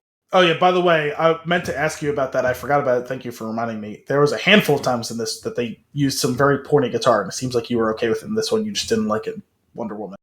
It was the only song in Wonder Woman. And it was played over and over again for the 2-hour runtime of them. Anyway, I like the well enough in both movies. That's why. But this Clea character, I didn't really know. I don't know the name of it until I looked it up afterwards. So like this is like a really cool sword thing where she like cut open like I don't know the dimension, which I thought was amazing. I liked. I was like, oh, that's cool. It looks kind of like a combination of what I remember from the first Doctor Strange movie and a little bit of like quantum realm-y inside of there. I wonder what that means. It's a thing from the first movie. Yeah, and then to find out that she's Dormammu's niece is interesting. Which is weird. How does he have such a humanoid? Yeah, niece that looks. I went. How is that? It's okay. That just moved on. What was that called? Was it the Shadow Realm or the Dark Realm or whatever the fuck? What was that called? I don't know. I think Shadow. Shadow sounds right. Shadow Realm, I feel like was something else. Is that from Yu-Gi-Oh? What do you even look up? Where does Dormammu live? Yes, actually, probably. Where does Dormammu live? What? What are Dormammu herpes? Okay, sorry. The Dark Dimension. The Dark Dimension, okay. Yeah. God, I love that. Actually, that's a great scene from the first one where he's like Dormammu and he walks over and over again. The time loop, so good. Yeah. And then of course the wearing off of the spell on Pizza Papa and exclaiming basically to the audience, "It's over," which I liked. I felt bad for Bruce Campbell. He looked terrible. Pete, I mean, he's eating all those pizza pops. You got anything else in this movie? The third eye creeped me out a little bit. It was a little creepy. And apparently it's going to have some interesting implications. Well, it has been interesting that they had both someone with a third eye and separately the Illuminati. Like the fact that those two things weren't tied together. It's a little bit odd. They were tangentially, the Book of Vishanti was there, and that's, I'm assuming, where he got the power from holding it for those 2 seconds, maybe? I'm not really sure how he got it. Well, I'm curious, because the other one who fucked up his realm with the incursion was also had a third eye, and he used the Darkholds. Yeah, I kind of got this impression that maybe that was like an evil version, and the Vishanti one was more of a, I don't know, it's like, and like that's the one that our Doctor Strange developed. Who knows? I have no idea. Okay. They didn't explain it at all, so there's no way to know. But this version of Doctor Strange used the Darkhold. He did. But in the post-credit scene, he's not alarmed by it. It seems like it's going to be helpful. So, well, he certainly seems to have reached some sort of equilibrium with it. But we also don't know what that. What's it called? Agamotto. Agamotto, yeah. Agamotto, yeah. But they destroyed that, didn't they? It's in his forehead. It's a different eye. But I don't know. Yeah, I'm very curious to see where that goes. I kind of dug the whole seance thing that they did with the weird demon things that were flying around, and then his whole zombie the strange, Dementors, the zombie strange thing with like his and he like lashed all those like demons to him, and he's like using them to fly, and he's using the wings. That was kind of funny. I liked that funny that little wink and a nod of like, who said they have to be alive? And you're like, oh god, what a setup! Buried that there earlier in the show. It's Chekhov's dead. Strange. It's Chekhov's strange corpse. Also, that felt very inspired by Billy from Hocus Pocus. Yeah, that whole corpse sequence. Could not agree more. That's great. Awesome. Well, that is all for this week's episode of Flix in the Six. We hope you enjoyed it. As always, if you have a movie for us to review or nuggets for us to discuss, you can send those requests to flixinthesix@thespintune.com. Tune in next week for more movie and beer goodness. Until then, I'm Anthony Costanza. I'm Al Biolsi. Thanks for coming.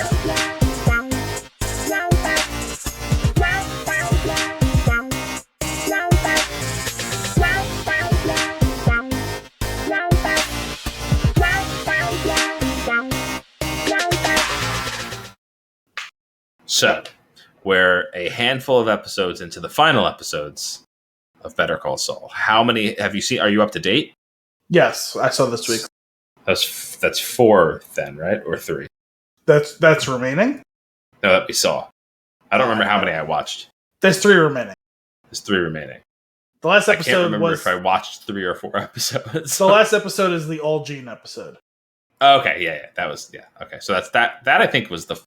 Yeah, don't ask me. I don't remember. Well, anyway. First off, what a way to kick it off. Right? Like, picking right up, which is weird because the way that that episode feels like it could have been the end of the first part of the season. But I guess they wanted to keep the train rolling, which is an odd choice to then bring it to a stop a couple episodes in. They basically said that they weren't planning on doing a pause. Like, they didn't write the season to accommodate a pause. The pause happened because of AMC plus Bob Odenkirk almost dying plus the pandemic. So no, but that was that. The resolution with Lalo was like seeing. It's so cool to watch that episode and keep thinking that one person has the upper hand. Literally cat and mouse. Yeah, and it's just like back and forth and back and forth and back and forth. So you end up in the hole and you're like, oh, that gun. Gustavo's gun. That's not Chekhov's gun. Chekhov's literal gun. Which is, I mean, I knew it was coming, and like when he's outside the laundromat, I was like, you could see how the whole thing's going to play out, except for how's he going to get to the gun. And then like I thought it was really cool that like Lalo is so crazy and he likes the weird and interesting, that the reason that the plan works is because Gus leans into the theatrics of, bad mouthing the boss, and Lalo's eating it up, which gives him enough time to get into position and, blow the switch and find the gun. It's just like, it was so perfectly executed. And and also a complete mess, which is like to Mike's point when he's like, are you happy with how that went down? Because I'm not. Well, they got just about everything wrong, but still ended up with the result they wanted in the end. Mm-hmm. So yeah, and then within that episode, and then that episode was great, and it was like the tie up of like everything with Lalo, and then moving on to the next one. I love getting that deeper peek into Mike's character, because he's such a tormented soul, and he's always like he's doing this work that is dangerous, almost as if like he's punishing himself because he like there's a guilt that he's alive and his son is not, and it's so interesting. And then to have him go and talk to Nacho's father, and pretend that it's one, out of respect, he like wants to let him know, to give the father some closure because his son died, right? But and then to say that there's going to be, you don't have to worry about the Solomon because their time is coming, like there's justice will be served type of thing. And there's this amazing shot that they do where they put the camera dead center on the fence pole, and Nacho's dad is completely in the clear and Mike is behind the fence. And it's just this really amazing thing that the Nacho's father has already made peace with this. He knows, and he's freed by it. He's let it go. And Mike is just trapped in this cage that he cannot and will never escape. And I just think that was such a beautifully shot scene, and it blew me away. And I was just like, well, they reinforced it and hammered it home too, with him saying like, we're going to get justice. And he just scoffs at the idea of justice. Yeah. It was just it's so good. That was wild. And then it's still insane to me that she doesn't have an Emmy. Finally nominated. We totally missed on the whole Emmy thing because that was a few weeks ago. And I didn't even look at the nominees. She was finally nominated. Good. Well, thank God, because if not, that would have been a travesty. Because that scene at the funeral where she just on the spot makes up this really compelling story that ties into the other experiences that she's going to get validation for. Like, I was like, oh, this is so dark and heavy. I came out of that scene just feeling so bad for Cliff Bain because he's been dragged into this whole thing. Yeah. He still doesn't understand how, or even that he has been dragged into this whole thing. No, he's just been utterly perplexed this whole season. Like, my friend has just devolved into some sort of like cocaine snorting, prostitute banging psychopath who then just suddenly and unexpectedly killed himself. And also couldn't help. Have you ever seen any behavior like this? This isn't the time or place to talk about this. Yeah. Talk about, bad lying there, but yeah. You're also a lawyer. To stick with the whole AMC keeping it in the family thing, you never watched Mad Men, right?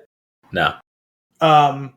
So I didn't realize that A Star Is Born had been remade multiple times. I didn't realize it was like an old movie. And one of the seasons, I don't think they were doing promotion for it, but they were talking about it and doing an ad for something else. And they talked about the scene where because I guess in every version of it, the guy dies slightly differently. Spoiler alert for all of the different versions of A Star Is Born.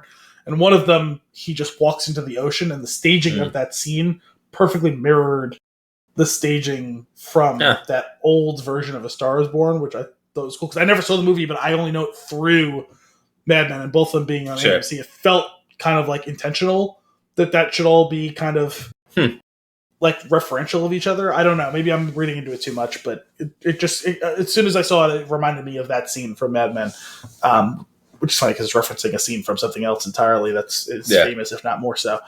But yeah, just Cliff Main get dragged into all this, watch his old friend die, and then he gets caught in the middle of this whole argument. It's like he just wants this whole to be over with and done. I felt bad for him because he never did anything wrong by anyone, including Jimmy. He was so upset when Jimmy blows up that whole deal initially. It's like, what did I ever do to you? He didn't do anything. That was brutal. He had done even less to deserve that behavior than Chuck or Howard ever did. So, but I have a weird anecdote about watching this episode. So this was last Monday that episode aired, and there was a really, really bad thunderstorm that day, and it fucked up the recording.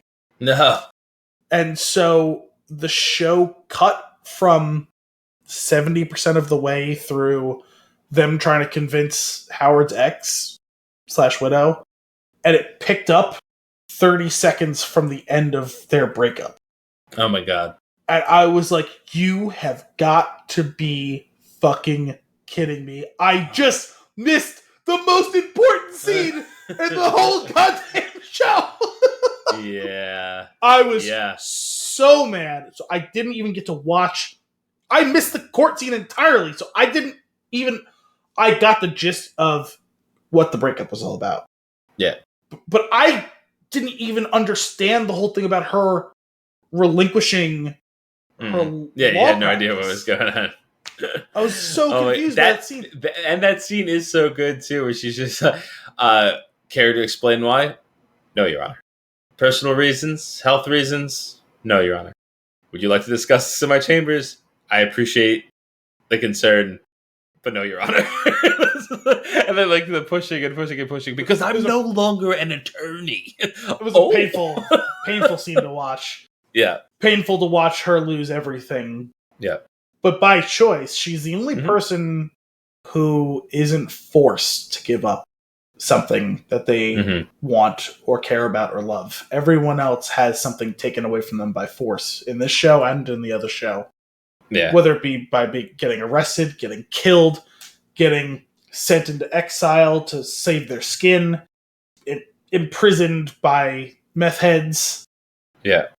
Every one of them loses what they craved or wanted by having it taken away. and very clearly in that scene, Jimmy, right? Because he's actually turning around. He's enjoying his life with Kim, and he doesn't really want to do the scam.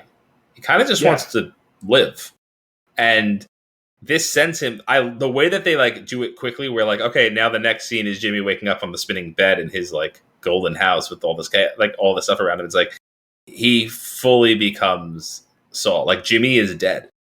And I think that's the moment that he becomes Saul, truly. Yeah, and it's so heavy and powerful and so well executed.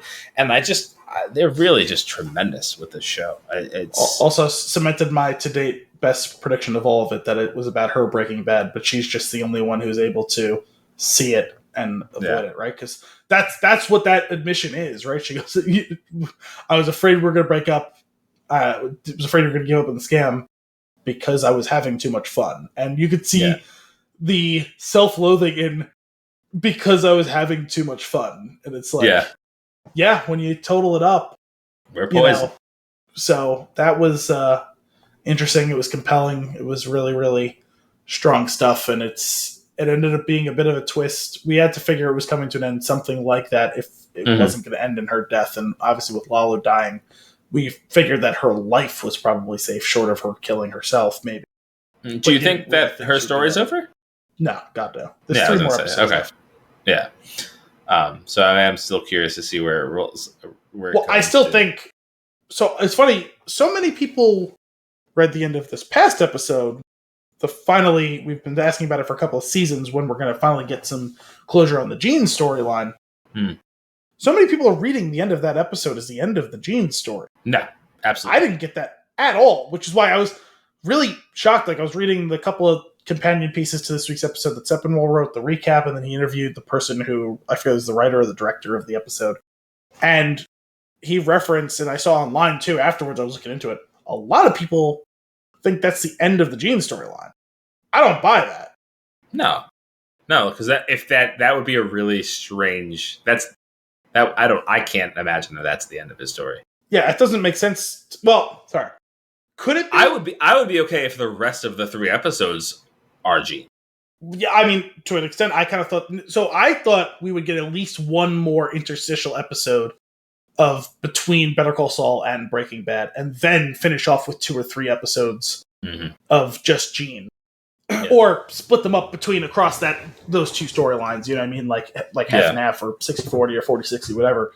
To see them jump to this, it'd be weird for me for them to go back fully, but we know they're going to go back at least somewhat because we still haven't seen Walter White or Jesse Pinkman. We know they're in it. Right. So we're going back at some point, but I don't buy this being the end of the Jean storyline, and I still think there is no way in hell it's a coincidence he goes to Nebraska. And I'm not saying him and Kim end up together, but they have to reconcile in some way, shape, or form. I'm not saying it means that they end up on good terms, but there has to be some other additional meeting or conversation between them. I did like that. What this episode did was it made me come to terms with that. My theory of who this person was that figured out who Jean was in that like tease that we got in the previous Jean segments. I thought that it was going to be that Kim's been looking for him and has found him. And like this is like a PI of some sort that she's using. But that's not at all what was going on. But it ended up being it was a really entertaining episode to watch him slip right back into his ways. That's the other thing about this episode. There's a lot of people, and I'm not saying it's a majority, complaining about this episode, calling it Better Call Saul's version of The Fly. That's wild to me. That's like, if this isn't your favorite episode, that's fine. But I don't see how this could be as polarizing. Like, The Fly didn't work for me, but I get why it worked for some people. Like, it's not like there's no merits to that episode. It just didn't quite work for me. This was a legitimately interesting and compelling episode that had real story and character implications and was not a slow episode either. No. So I don't understand. It was actually super intense. I was watching it through my fingers, especially with the whole like watching the security. When you finally see the heist actually go down, I couldn't take it. And the spectacular slip. Especially considering this show basically starting off with a guy named Slipping Jimmy. To see someone else do it unintentionally. Yeah. I also was wondering, I pictured a much darker end to that story. I thought, and they kind of played to it for a second, I thought that the plan was going to be for him to jump back in the box, and I thought he was going to die inside the box. Oh. Because he cracks his head, he gets up. Yeah, the way he stumbles struggling to later. Get the stuff in, and then when he gets all the stuff in the box, when he goes to step up away, he stumbles and almost falls again. Yeah. I thought the plan was going to be, since they're coming to pick up the box, he's just going to lay and hide in the box. They're going to pick up the box and he's going to leave. I didn't realize his plan was to go hide in the bathroom and all that overnight. I assumed he's going in that box and he dies inside the box. And whether they get the box out free and clean or not, I thought the point was it was going to end with them with a dead body. Yeah. And there's no coming back from that, you know? Mm-hmm. Oh, man.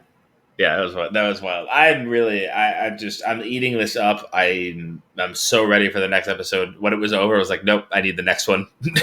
Gimme.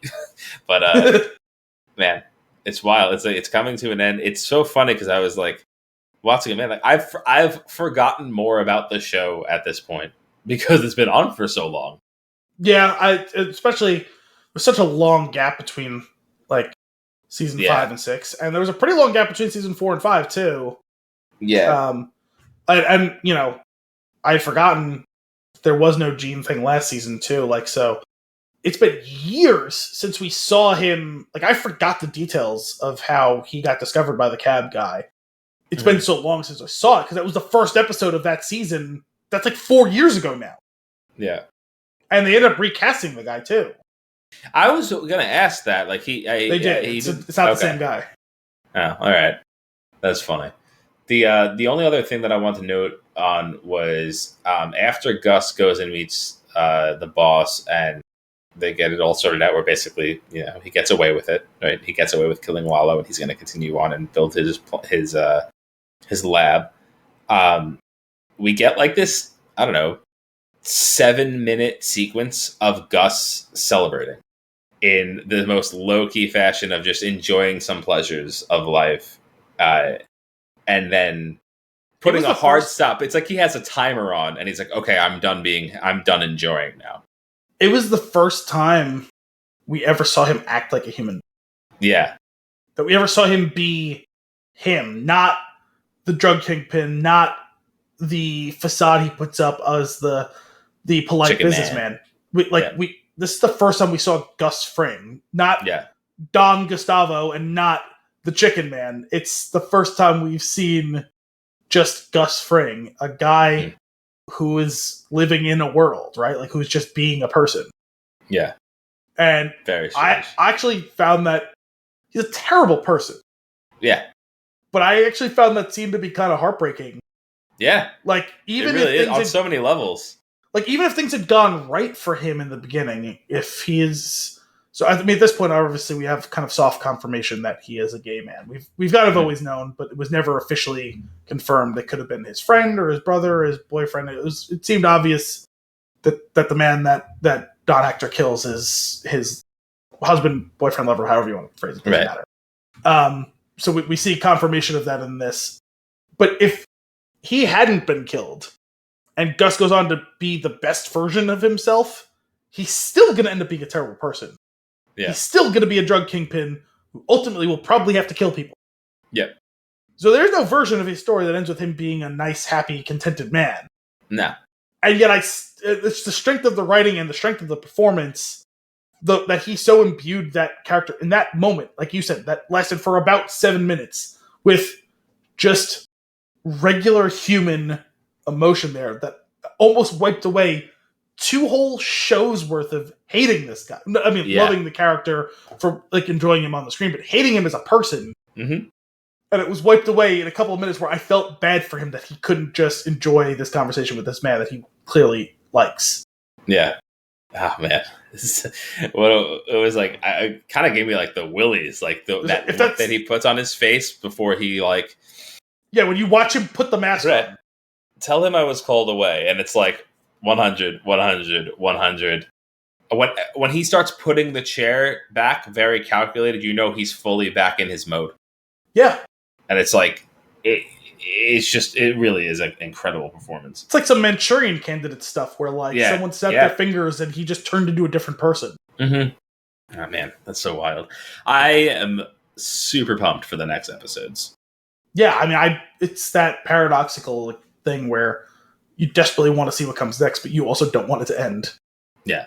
I'm weirdly, with things like this, I'm actually, Kim's the same way. Like, I don't want it to be over. I'm okay. If there was one more left, I'd watch it immediately and be happy with it and be fine with it. I don't really care. Because I'm happy to know that I could always watch it again. Sure, but I always want... You want more. But it's that good, I want... this isn't a chore. I'm not finishing this to finish it. This isn't The Walking Dead. I love the show. Yeah. And the quality hasn't suffered. It's not like we've watched a slow decline over the last several years. It could if you keep going. No, it's good. But it hasn't. Wow. And so you keep being imbued with that. Well, surely you could give me more excellence here and I get to enjoy more stuff. It is the greediest thing that you can do as a viewer. I fully admit that. But I want more. Well, we checked the voicemails. Tune in next week for the next episode rundown.